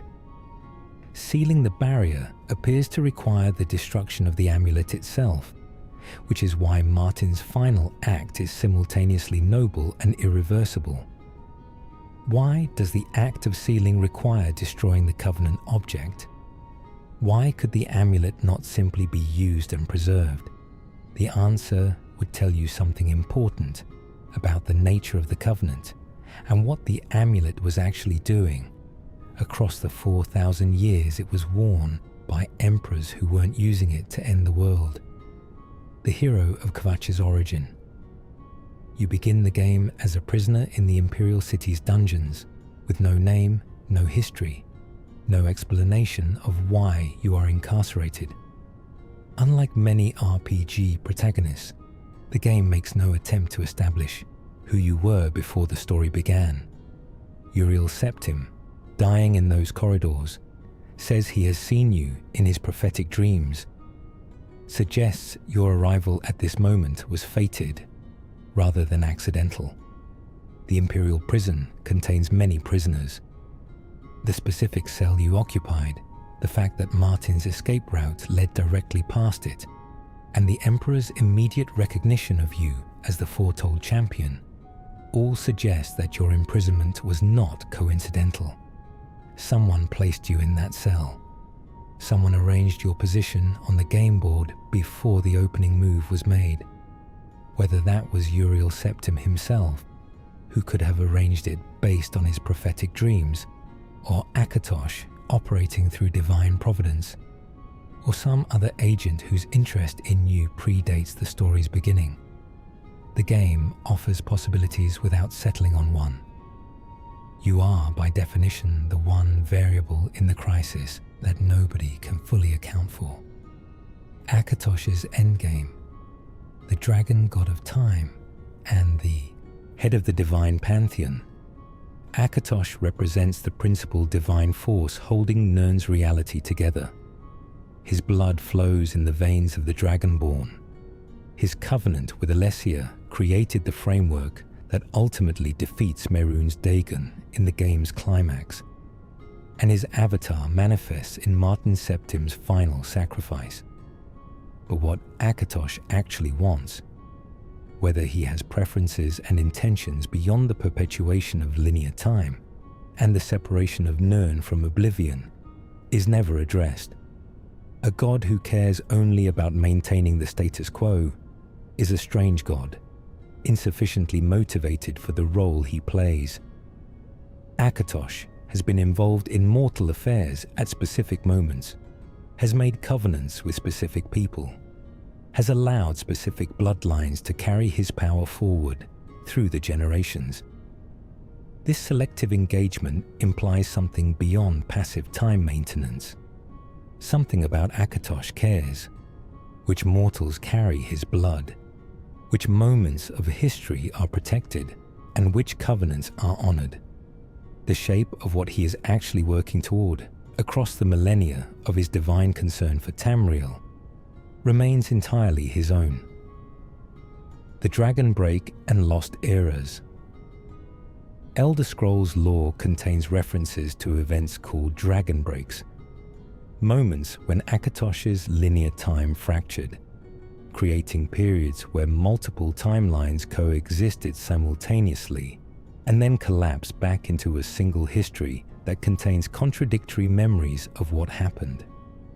Cyrodiil experienced a dragon break in the Middle Dawn, a 400-year period that certain historical accounts suggest may have been both longer and shorter than 400 years depending on who you ask, and during which events occurred that no single consistent account can document. The Dragon Break is relevant to Oblivion because Manka Cameron, whose claim that Tamriel is a realm of Oblivion, may be either literally true or the cosmological error of a brilliant but misled man, draws on this ambiguity in his commentaries. If time itself can break, if history can contain genuine contradictions that were never resolved when the timeline re-knitted itself, then the history of Tamriel contains gaps and inconsistencies that are not errors, but records of genuine temporal trauma. Within those gaps, whole events occurred that nobody remembers consistently. Whole lives were lived that no longer appear in the record. The history of Cyrodiil may be missing chapters that nobody knows are missing, because the people who would know what was in those chapters no longer have memories that agree. The secret of the Welkin stones. Welkin stones, the blue glowing crystals found in Ayleid ruins throughout Cyrodiil, restore a player's magicka when touched and appear to recharge themselves over time in ways that imply an ongoing power source rather than a finite reserve. The Ayleid wells scattered across Cyrodiil's landscape are built from meteoric iron and ethereal fragments constructed before the end of the First Era from materials sourced beyond the mortal world. If the Welkin stones share this ethereal origin, drawing power from outside the mortal plane rather than from within it, then they are effectively holes in the membrane between Nirn and the magical energy of Aetherius. Tiny, perpetual conduits connecting the physical world to the divine realm from which magic originates. This would make the Ayleid ruins, which are full of them, very strange places metaphysically. Locations where the barrier between the physical and divine is thinner than anywhere else in Cyrodiil. And it would mean that the crisis weakening the barriers between Nirn and Oblivion is happening in a landscape already compromised by 2,000 years of Ayleid apertures drawing from the other direction. Whether the Welkin stones contributed to Cyrodiil's vulnerability during the Oblivion crisis, whether the Ayleids understood what they were building, and whether anyone in the present era understands the full implications of those glowing stones sitting in their ancient cradles. None of it is addressed. The stones glow, the magicka restores, the mystery remains. Fathis Aren's locked vault, the Altmer mage, Fathis Aren, the court wizard of Castle Bravil, and a target in the Thieves Guild questline, keeps a sealed vault containing treasures he has accumulated over his long career in Bravil's service. The Thieves Guild sends you to retrieve a specific item from this vault, and once inside, you find an array of objects that raise immediate questions about how a court mage in Cyrodiil's poorest city accumulated them. The vault contains items of value far exceeding what any legitimate salary could explain. Artifacts from cultures and periods that a court mage of average history would have no obvious avenue for obtaining, and several items that appear to have been created using magical techniques not currently taught in any Mages Guild curriculum. Whether Fathis Aren has a history of looting ruins, a network of black market suppliers, talents he has developed independently and kept from guild oversight, or connections to powers not mentioned in his official biography. None of it is addressed. The Thieves Guild takes its target item. The vault's other contents sit undisturbed, their origin unexplained. Sindarian's Nirnroot obsession, the reclusive alchemist Sindarian, who lives and works out of the basement of the Westweald Inn in Skingrad, has dedicated his career to studying Nirnroot, a rare plant found only near water sources throughout Cyrodiil that emits a distinctive chiming tone. His obsession predates the beginning of the game by a significant period, and the quest he initiates, asking you to gather Nirnroot samples for him, involves collecting increasingly rare specimens from increasingly remote locations. But Sindarian's actual goal is never clearly articulated. He speaks about Nirnroot's unique alchemical properties as though they are self-evidently significant, but the specific discovery or application he is working toward is not explained. Why Nirnroot specifically? What property does it possess that no other plant provides? And the darker question, the Nirnroot population in Cyrodiil appears to be slowly declining. Each specimen is harder to find than the last. If Sinderian's research requires gathering samples rather than cultivating them, and if the plant's naturally declining population means fewer specimens exist each year, then his research and the plant's survival are in direct competition.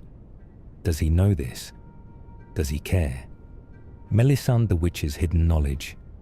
During the main quest line's requirements for entering Mankar Cameron's paradise, you must seek out Melisande, a reclusive witch living in the wilderness of the West Weald, because she possesses knowledge about the great Welkin stones that the Mages Guild cannot provide.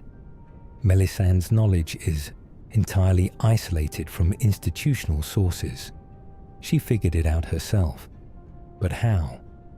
She is not presented as an extraordinarily powerful mage, not a genius whose intellectual capacity might explain independent discovery of arcane secrets. She is simply a woman who chose isolation and ended up knowing something important that no institutional scholar knows. Whether Melisande discovered the great Welkin stone's uses through experimentation, received the knowledge from a supernatural source, inherited it from a lineage of practitioners who kept this information private across generations, or simply spent long enough alone in proximity to the stones that she learned to perceive what others cannot. None of it is explained. She knows. The knowing arrived somehow. The how is not discussed. Vicente Valtieri's long decline. Vicente Valtieri is the vampire member of the Cheydinhall Dark Brotherhood Sanctuary, a character who presents himself with careful elegance and a kind of resigned acceptance of his vampiric nature. Unlike Skingrad's Count, who maintains a political existence through supernatural restraint, Vicente exists in a protected underground environment where his condition is known and accommodated by his brothers and sisters. He also runs a side quest involving a vampire cure. He wants to become mortal again. The implications are profound. A vampire who has found acceptance within the Brotherhood, whose undead nature poses no operational problem, who appears functional and even content by any observable measure. Wanting to undo his transformation suggests something about the vampiric experience that no amount of social accommodation can resolve. What exactly does Vicente experience as a vampire that makes mortality, with all its fragility and limitation, preferable? His dialogue hints at loneliness, at an exhaustion with the endless quality of undead existence, but the specifics remain beneath the surface. The purification's true victim. When the Black Hand tasks you with killing everyone in the Cheydinhall Sanctuary, later revealed to have been based on false information about which member was responsible for internal murders, the moral weight of that mission never receives the examination it deserves. You killed people you had worked with, eaten with, completed contracts alongside. You trusted the Black Hand's authority and acted on it without independent verification. In retrospect, the purification represents a moment where the Brotherhood's institutional structure failed catastrophically, and you were the instrument of that failure. The question the game briefly gestures at, but quickly moves past, is whether the system that created this failure, the absolute authority of the Black Hand combined with the absence of any investigative procedure, was flawed from the beginning, or was corrupted specifically by Bellamont's manipulation. And if the Brotherhood structure was always capable of generating this kind of catastrophe, how many previous purifications have been conducted based on equally false information, killing innocents within the organization for crimes they did not commit? Countess Milona Umbranox's waiting. While Corvus Umbranox wore the cowl of Nocturnal and was forgotten by everyone who knew him, his wife Milona continued to rule Anvil in his absence. The mechanics of the cowl's curse mean that Milona should not remember her husband, yet she apparently waited for him, maintaining his position, not remarrying despite years of absence, behaving in ways that suggest she was keeping something open that she couldn't explain to herself or others. Whether this represents the Cal's curse, having an exception for the deepest emotional bonds, a subconscious memory operating below the threshold of conscious awareness, or simply coincidence, the Countess doing what made political sense without knowing why, is one of the game's quietly beautiful, unresolved questions.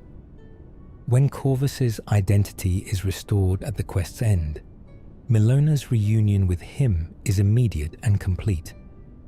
Whether she recognizes him from something deeper than restored collective memory, or simply accepts the reappearing stranger's identity claim because he knows things only her husband would know, is left for you to decide. Tenava and Ochiva's Shadowscale Bond, the Cheydinhall Dark Brotherhood Sanctuary, is home to two siblings, Tenava and Ochiva, both Argonian Shadowscales, raised from birth within the Brotherhood after being given to it by Black Marsh's government.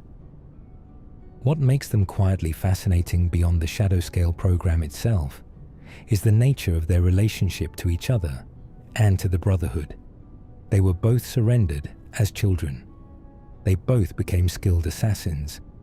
They work alongside each other in the same sanctuary. Whether this is coincidence, deliberate Brotherhood policy to place siblings together as a stabilizing arrangement, or whether one of them was allowed to join specifically because the other was already there, the game offers no answer. Their dialogue with each other and with the player character suggests warmth, competence, and a kind of settled peace with their profession that the voluntary Brotherhood members don't always share.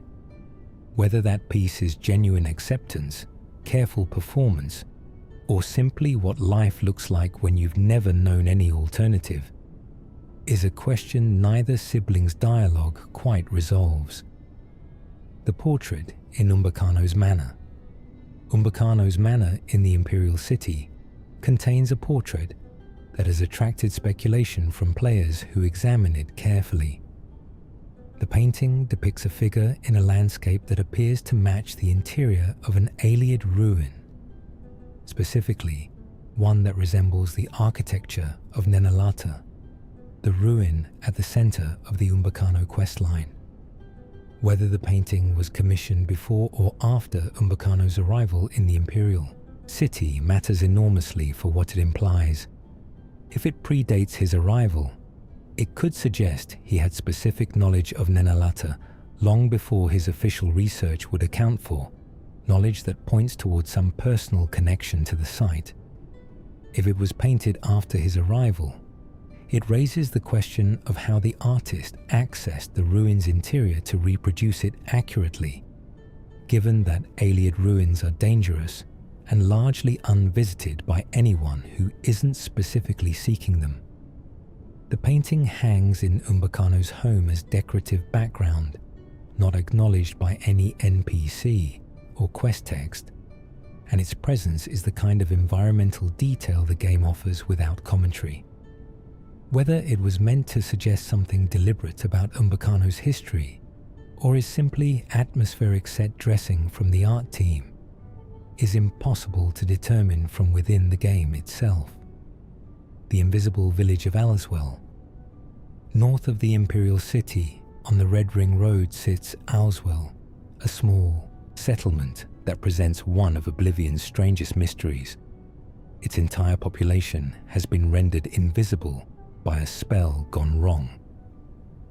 Frostcrag Spire, a wizard's tower visible on the nearby mountain, belongs to a mage named Ankatar. And Ankatar's experiment with a wide area invisibility spell missed its intended scope and engulfed the whole village. When you find him, he is himself invisible and living in the tower's cellar. The quest to reverse the effect is brief, and the invisibility ends. But the questions it leaves behind don't.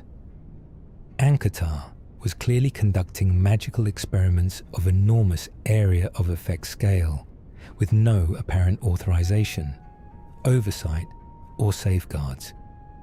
And his accidental target was an inhabited settlement.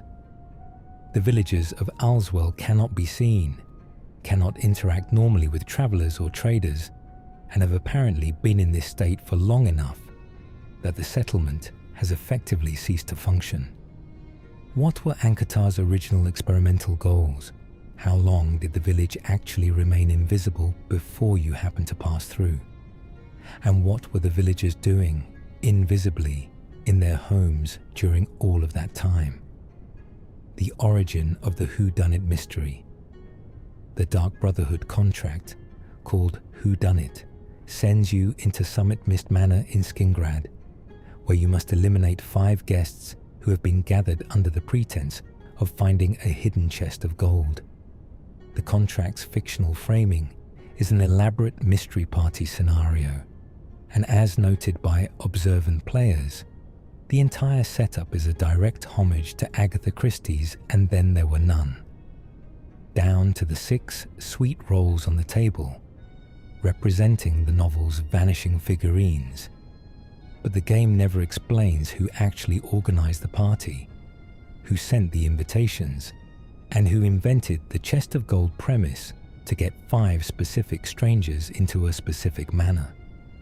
The Dark Brotherhood received the contract from someone, but the identity of the contractor, their reasons for wanting these 5 specific people dead simultaneously, and how they knew a gathering of these particular individuals was logistically achievable is never revealed.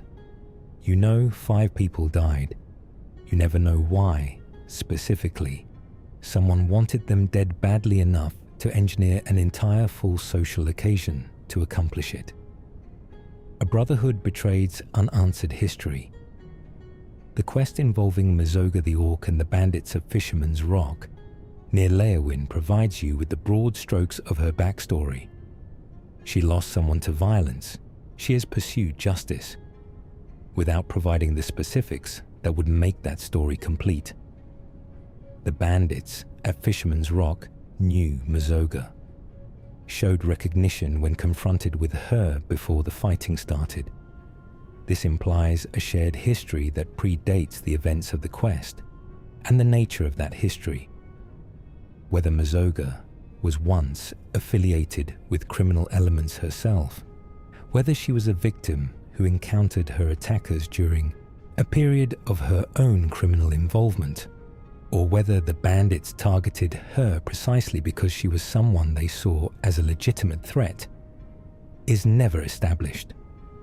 Mazoga calls herself a knight, but the title feels like aspiration rather than history in her early dialogue.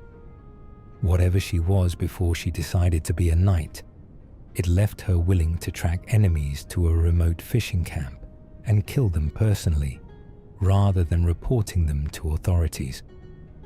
That suggests a history the authorities would not have been helpful with. The Siren's deception and its aftermath. The quest. The Siren's deception in Anvil involves a group of female thieves who lure wealthy male travelers to an isolated location and rob them, using a combination of charm and setup to create the opportunity. The quest ends with their operation disrupted, and you have the choice of whether to hand them to the authorities or let them go. But the broader question the quest raises, how long have they been operating? How many victims have they claimed along the Anvil coastline?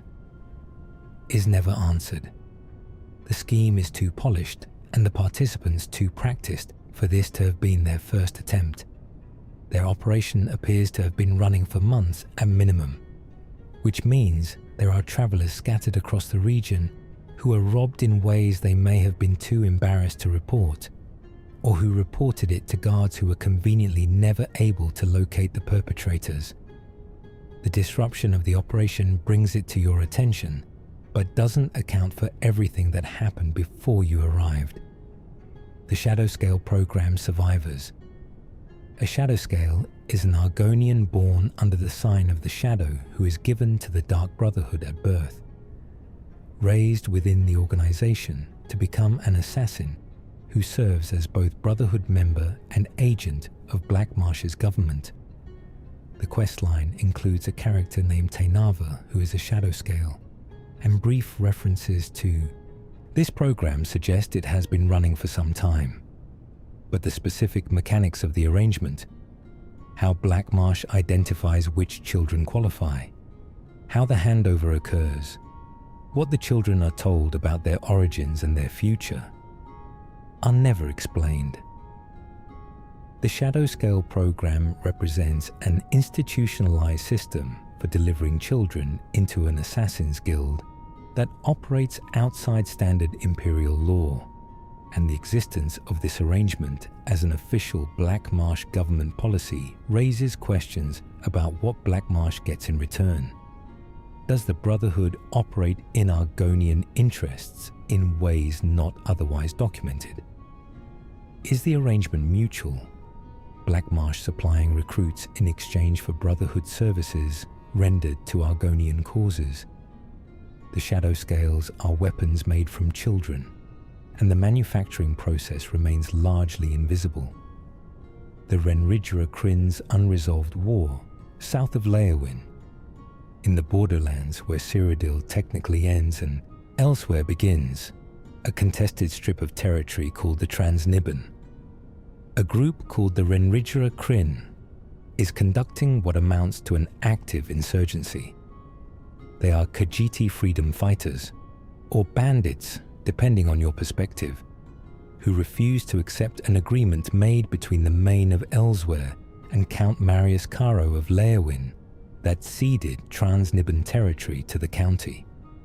In the game's present, they are hostile to players and classified as criminals, but their position is not straightforwardly wrong. They are fighting for land their people historically occupied, against a transfer of sovereignty that their own government made without their consent. Count Marius Caro's anti-Khajiit and anti-Argonian sentiment is established in his dialogue and governance. The Renridra Kryn fight in territory that has changed ownership living within their own lifetimes for reasons they consider illegitimate. Whether they are bandits or rebels, and what will eventually happen to them and to the Transnibbon, is something Oblivion presents as ongoing and unresolved. The body at Dive Rock. Dive Rock is one of Cyrodiil's most dramatic natural landmarks. A sheer cliff high in the Gerald Mountains northeast of Cheydinhal that overlooks an enormous expanse of countryside below. It has a campsite, suggesting people come here deliberately, and at the very edge of the cliff lies a skeleton. The skeleton is accompanied by a journal whose entries trace a journey of escalating obsession. A character named Talon, who was searching for the legendary adventurer Erin, whose exploits he had read about and admired so deeply that finding evidence of Erin's real existence consumed him. The journal ends at Dive Rock. The cliff ends at empty air. The conclusion the journal implies is clear enough. But what the game never tells you is whether Talon jumped deliberately, slipped in the dark while looking out at the view he had traveled so far to see, or was pushed by something. The creature that appears on Dive Rock at high levels and can kill unprepared players suggests the mountain is not as peaceful as its view implies. Talon came to Dive Rock looking for meaning in someone else's legend. What he found there, he left only in an incomplete journal. The Phantom Door at Fort Aurus. Fort Aurus, northeast of Bravil along the Nibbon Bay, is a compact conjurer-occupied ruin that most players clear quickly for quest purposes and then leave. Those who examine the walls of the fort's entrance area carefully report something odd. Above the main entrance, embedded in the stonework of the wall itself, is what appears to be a door icon. A door that activates when approached, but does nothing when interacted with. investigation of the fort's underlying data files confirms that an old wooden door is present inside the wall at this location. It leads nowhere. It has no destination. It was placed there, put inside the wall geometry in a specific location, and whatever purpose it once served, whatever space it was meant to connect to before that space was removed or never built, has been entirely separated from the door itself. The door remains. Its destination was taken away.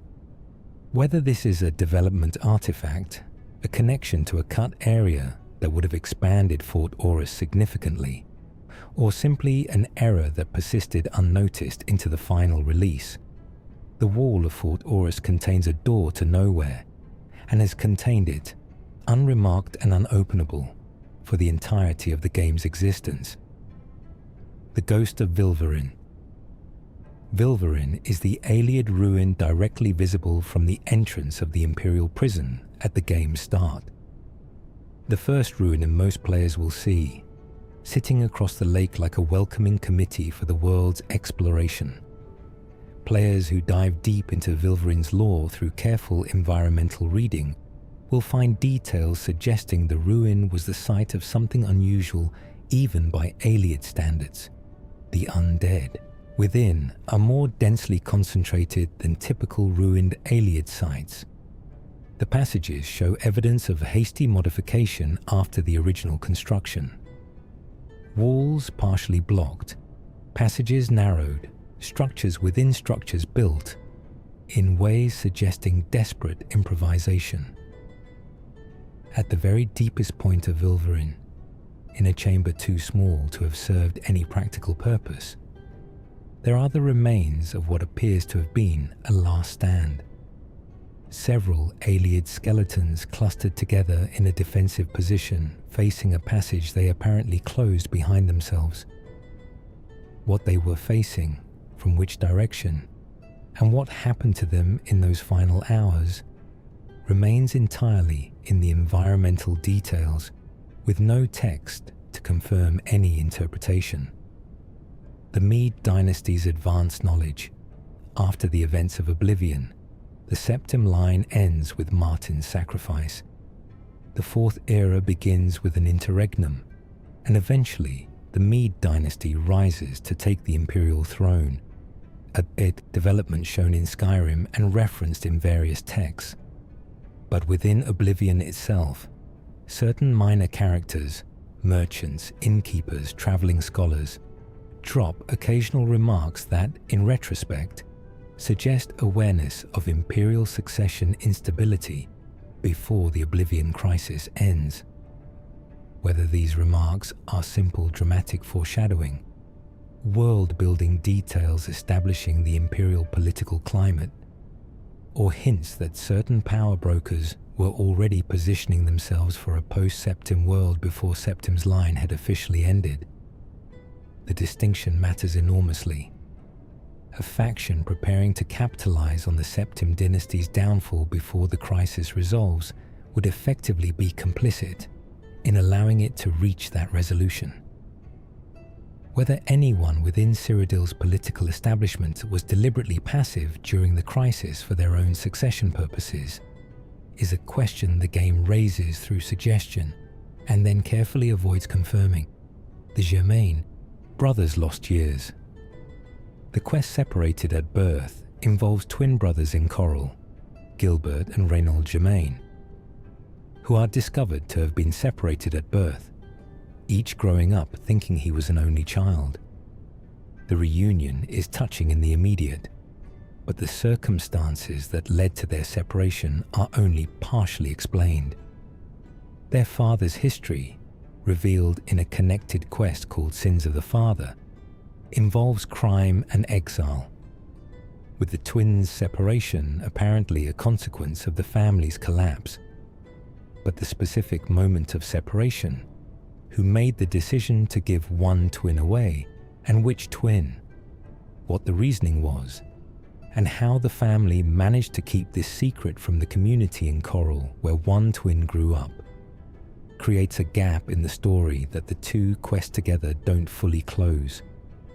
The twins' reunion is a moment of restored wholeness, but the theft of their shared childhood, the 30+ years of being one person when you were meant to be two, was done by specific people for specific reasons. Those reasons remain more suggested than stated. The moth priests and what they know, housed in the uppermost accessible levels of the Imperial Palace, the Order of the Ancestor Moth maintains a library of Elder Scrolls, the prophetic and cosmological documents whose reading progressively destroys the reader's eyesight. The moth priests who tend them are partially or fully blind, their vision sacrificed to the act of reading documents that exist outside normal causality.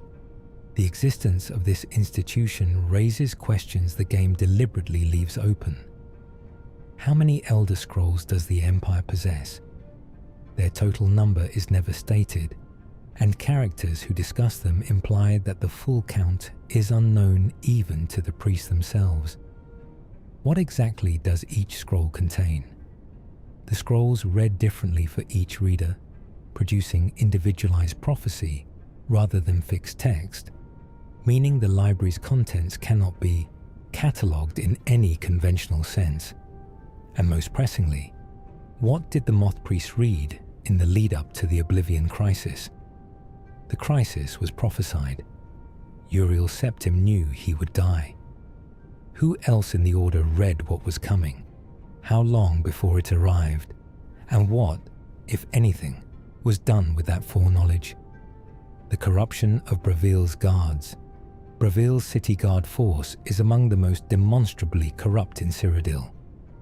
There are quest-related revelations involving guard corruption during the skooma trade operations centered on Braveel's docks, and the overall atmosphere of the city suggests institutional rot at every level.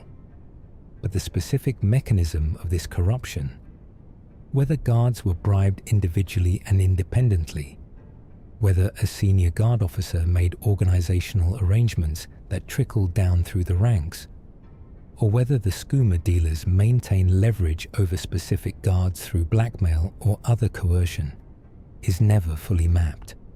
The corruption appears comprehensive enough to be structural rather than individual. A single corrupt guard is a bad actor. A completely corrupted guard force is an institution that has been redesigned from the inside to serve different purposes than its official mandate. The redesign required someone with sufficient authority to make it happen. That someone is never identified. Mehrunes' razor's victims. Mehrunes' razor is Mehrunes Dagon's personal artifact. A small blade capable of killing any target instantly, regardless of power level, through a combination of magical and metaphysical properties that bypass conventional defenses. It appears in multiple Elder Scrolls games, passing through different hands in each, and its history of victims across those games is substantial. But within Oblivion's timeline, the Razor's documented history ends and an undocumented period begins. A gap during which the Razor was not in any confirmed person's possession, and its location was unknown. During that gap, did the Razor sit inert somewhere, or did it kill? An artifact of Mehrunes Dagon associated with ambition, revolution, and destruction, left without a wielder, is not necessarily left without influence. The Razor may be capable of affecting its environment simply by existing in it. Whether anything unusual happened near the Razor's undocumented resting place during its years of apparent dormancy is a question Oblivion never prompts you to ask, but also never prevents you from considering. The Skull of Corruption's clone problem. The Skull of Corruption, Vermina's artifact, received for completing her quest at Arkved's tower, creates a corrupted clone of any NPC it strikes.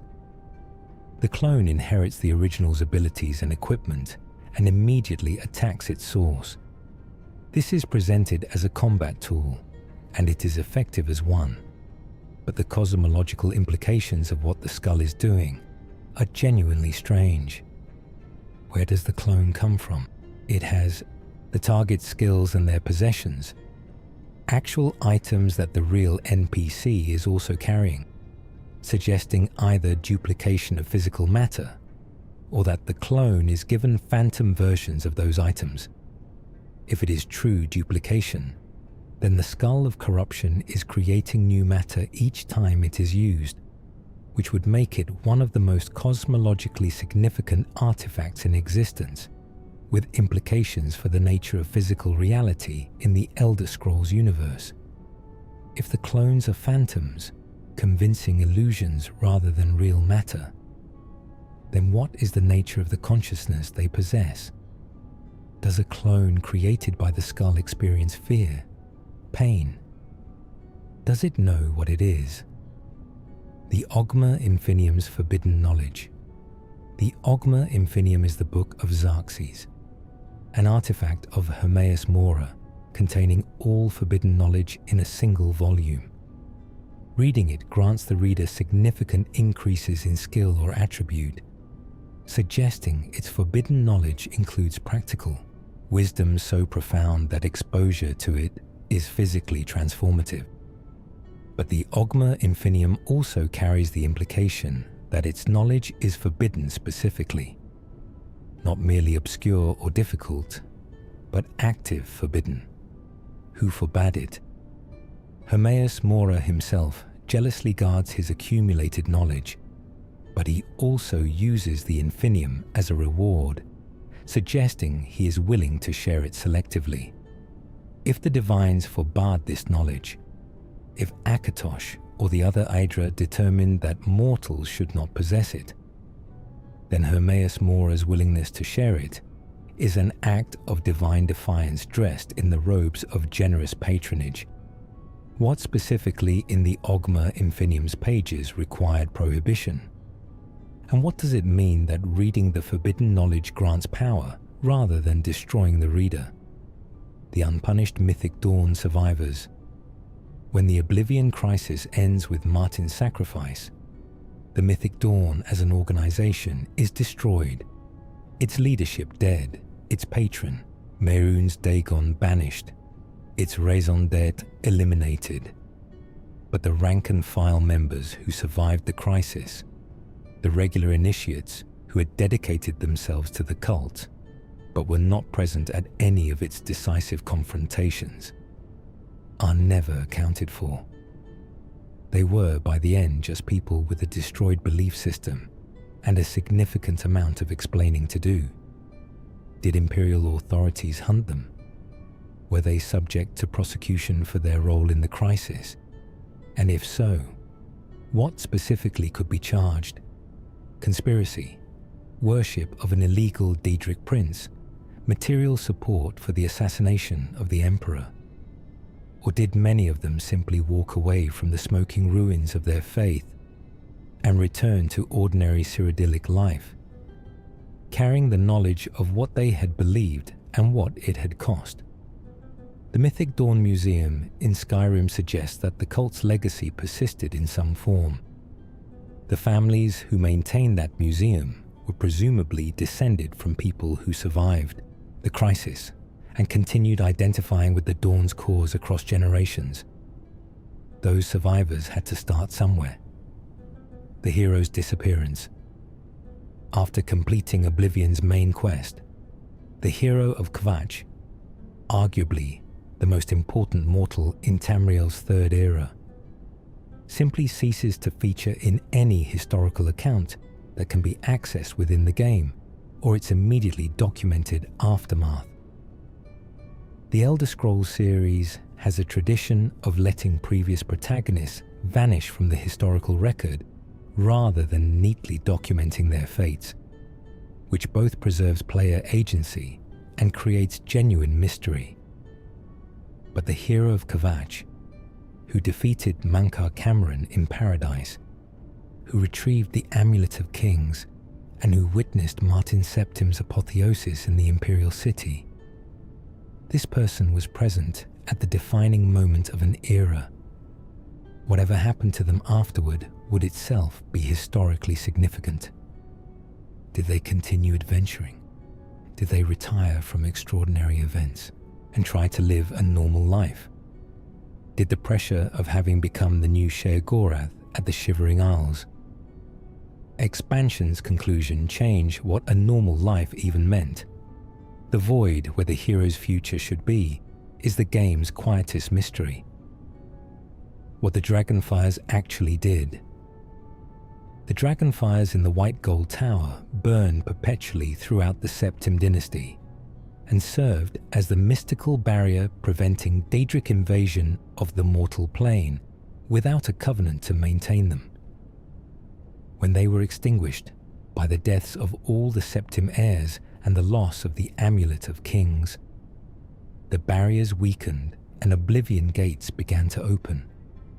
When Martin used the amulet to become an avatar of Akatosh and defeat Mehrunes Dagon, the Dragonfires were permanently sealed without the need for the Septim bloodline. A new covenant formed presumably in the act of Martin's sacrifice.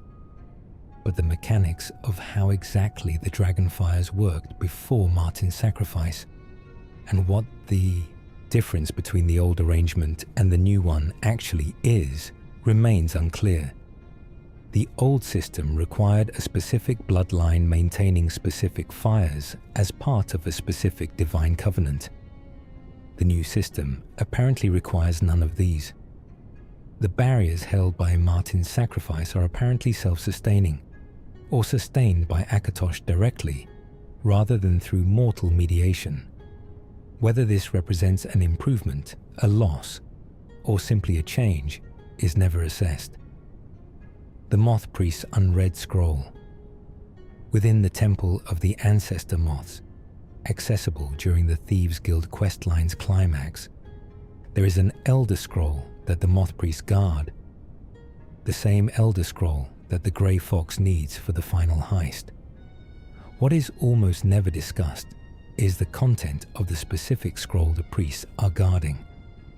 Elder Scrolls are not books with fixed contents. They are paradoxical artifacts whose text changes depending on who reads them and when, reflecting prophecy and possibility rather than recorded fact. What did the Moth Priests read in the scroll in their care? What did it tell them in the language it reserves for those who have paid the price of sight to receive it? The priests are blind from their readings. They know something. Whatever the scroll showed them through the moths that linked their awareness to its paradoxical text is knowledge they carry in complete silence, unable to share it with anyone who hasn't undergone the same experience, which, by the time you encounter them, means nobody can receive what they know, because the knowing cost them the ability to demonstrate its truth. The Pale Pass soldier who survived. During the events of the quest involving Pale Pass, the ancient Akaviri fort, historical records reveal that while most of the Akaviri force was destroyed or captured by Raymond Cyrodiil, a small number managed to retreat beyond the mountain passes. These survivors were never documented in imperial records, their ultimate fate unknown. If any of them made it back to Akavir, they brought with them first-hand knowledge of Cyrodiil's geography, its military capabilities, and its divine protections that would have been invaluable to Akaviri strategists. And if they did not make it back to Akavir, if they were trapped in the mountains by winter or pursuit and eventually settled somewhere in the high passes between Cyrodiil and Skyrim, then there may be communities descended from Akaviri soldiers somewhere in the Gerald Mountains whose existence has never been discovered or documented. Lost armies, forgotten survivors, pockets of a foreign civilization that went in and never came out. The mountains are large enough to hide them. The Grey Fox before Corvus. We established that Corvus Umbranox became the Grey Fox by donning the cowl of Nocturnal. But the cowl existed before Corvus. The legend of the Grey Fox predates him. suggesting at minimum one previous wearer gave the identity its shape before Corvus inherited it. The previous grey fox is never named, never described, and their deeds are not attributed to any specific individual whose history you can trace. If the cowl erases memory of its wearer, then the previous grey fox was forgotten the moment they put it on. And if they removed it, they would have returned to an identity the world had stopped recognizing. The criminal master who gave the grey fox its legendary reputation, the countless heists attributed to the name across Cyrodiil's history, was therefore someone whose personal identity is permanently erased from the record. The myth of the grey fox exists precisely because the cowl's curse guarantees that the mythmaker can never be recognized. Varulai's crystal ball and its true power. The ghost ship of Anvil Quest involves retrieving Varulai's crystal ball from a ghost-haunted ship in Anvil's harbour. The crystal ball is presented as a family heirloom of significant personal value. But crystal balls in the Elder Scrolls world are not decorative. They are divination tools, instruments for seeing beyond the present moment into possibilities the ordinary senses cannot access. A crystal ball, important enough to be a treasured family heirloom across generations, important enough that Varulai is willing to ask a stranger to fight through a ship full of hostile spirits to recover it, is almost certainly a crystal ball with genuine divinatory properties rather than simply sentimental value. What has Varulai's family seen in that crystal ball across the generations of its ownership? What futures have they witnessed? What decisions have been shaped by what the ball revealed? The quest treats it as a possession to be recovered. The recovered possession's nature is an open question. The Sankar Tor Ghost Knights mission. The Ghost Knights encountered within Sankar Tor during the main quest Blood of the Divines chapter are members of the Blades who died at this sacred location generations ago and remained as undead, bound to it by an ancient curse. When you release them, they give you a blessing that aids in the main quest. But the specific circumstances of their deaths, why so many Blades died at Sankar Tor simultaneously, what they were protecting or fighting against, and why the curse bound specifically them while other Blades who have died throughout history did not experience the same fate, is not fully explained. Sankar Tor is a holy site associated with Tiber Septim himself. The idea that Blades who died there would become ghosts is not cosmologically implausible. Deaths at holy sites may carry different metaphysical weight than ordinary deaths. But the specificity of this particular binding, this particular curse applied to these particular soldiers, suggests someone or something chose to bind them rather than release them at death. The lost city of Such. On early pre-release maps of Oblivion, a city called Such appears in the Colovian West between Kvatch and Anvil. By the time the game shipped, it was gone, replaced by nothing but unusually flat, sparse terrain that sits like a scar on the landscape, the geographic memory of something that was removed rather than something that was never there.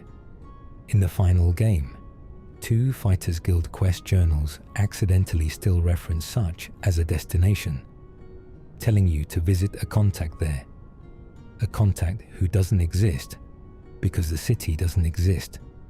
Fort Such remains in the game, a ruin inhabited by mercenaries with no city to guard or supply.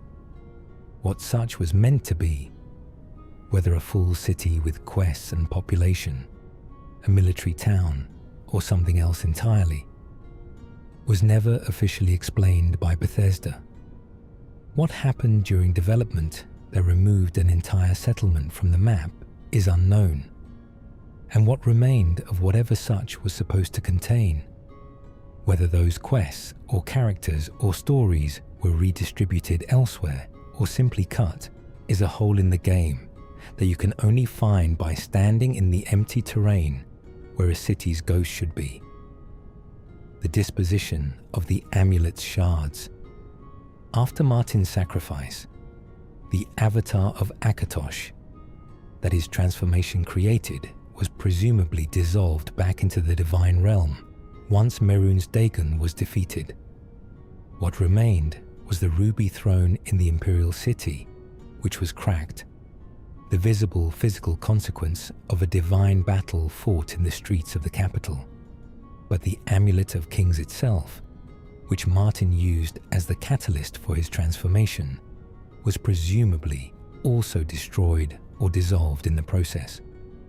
An artifact of such immense historical and magical significance, containing the crystallized souls of the Septim Emperors, should leave some trace of its destruction. Where are those imperial souls now? The amulet contained them as a continuous accommodation. With the amulet gone, the souls within it should have required somewhere to go. The 9 divines, Akatosh specifically, presumably made some arrangement for the souls of the emperors who had kept his covenant across the centuries. What that arrangement was, and where those souls now exist within the cosmological framework of Tamriel, is never stated. The Oblivion Gate's lingering damage. When Martin's sacrifice permanently sealed the barriers between Nirn and Oblivion, all the Oblivion Gates still open at that moment were presumably forced closed simultaneously. The sealing, however catastrophic for Mehrunes Dagon's plans, happened through divine force applied to a barrier that had been repeatedly stressed and punctured. The physical locations where Oblivion Gate stood in Cyrodiil, and there were many, from small local gates to the colossal Great Gate at Bruma, were places where the fabric of reality was actively torn. A gate that is forced closed is not the same as a gate that was never opened. The metaphysical scar at a former gate location may persist even after the gate itself is gone.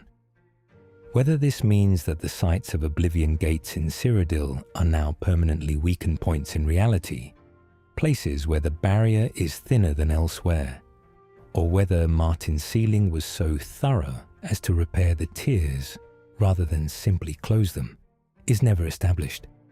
Cyrodiil may be a landscape of invisible wounds, the memory of the crisis written in the fabric of the world even after every visible gate has closed. Sheogorath's final warning. At the end of the Shivering Isles expansion, before you fully become the new Sheogorath, the previous Sheogorath, the mortal hero whose identity was consumed by the role before you, speaks to you with a clarity that suggests the old self reasserting itself momentarily in the transition. The warning he gives, specific and seemingly personal rather than merely dramatic, implies knowledge of something you will face as Sheogorath, that he faced himself and for which he is trying to prepare you. The exact content of what he is warning you about is wrapped in the metaphorical language of madness. Sheogorath can't simply say things plainly, the role won't allow it. But the structure beneath the metaphor suggests a specific and concrete future event, rather than a general philosophical caution. What did the previous Sheogorath experience that prompted this specific warning? And what future event is he trying to prepare the new Sheogorath? You. For in the only way the madness of the role allows him to communicate it,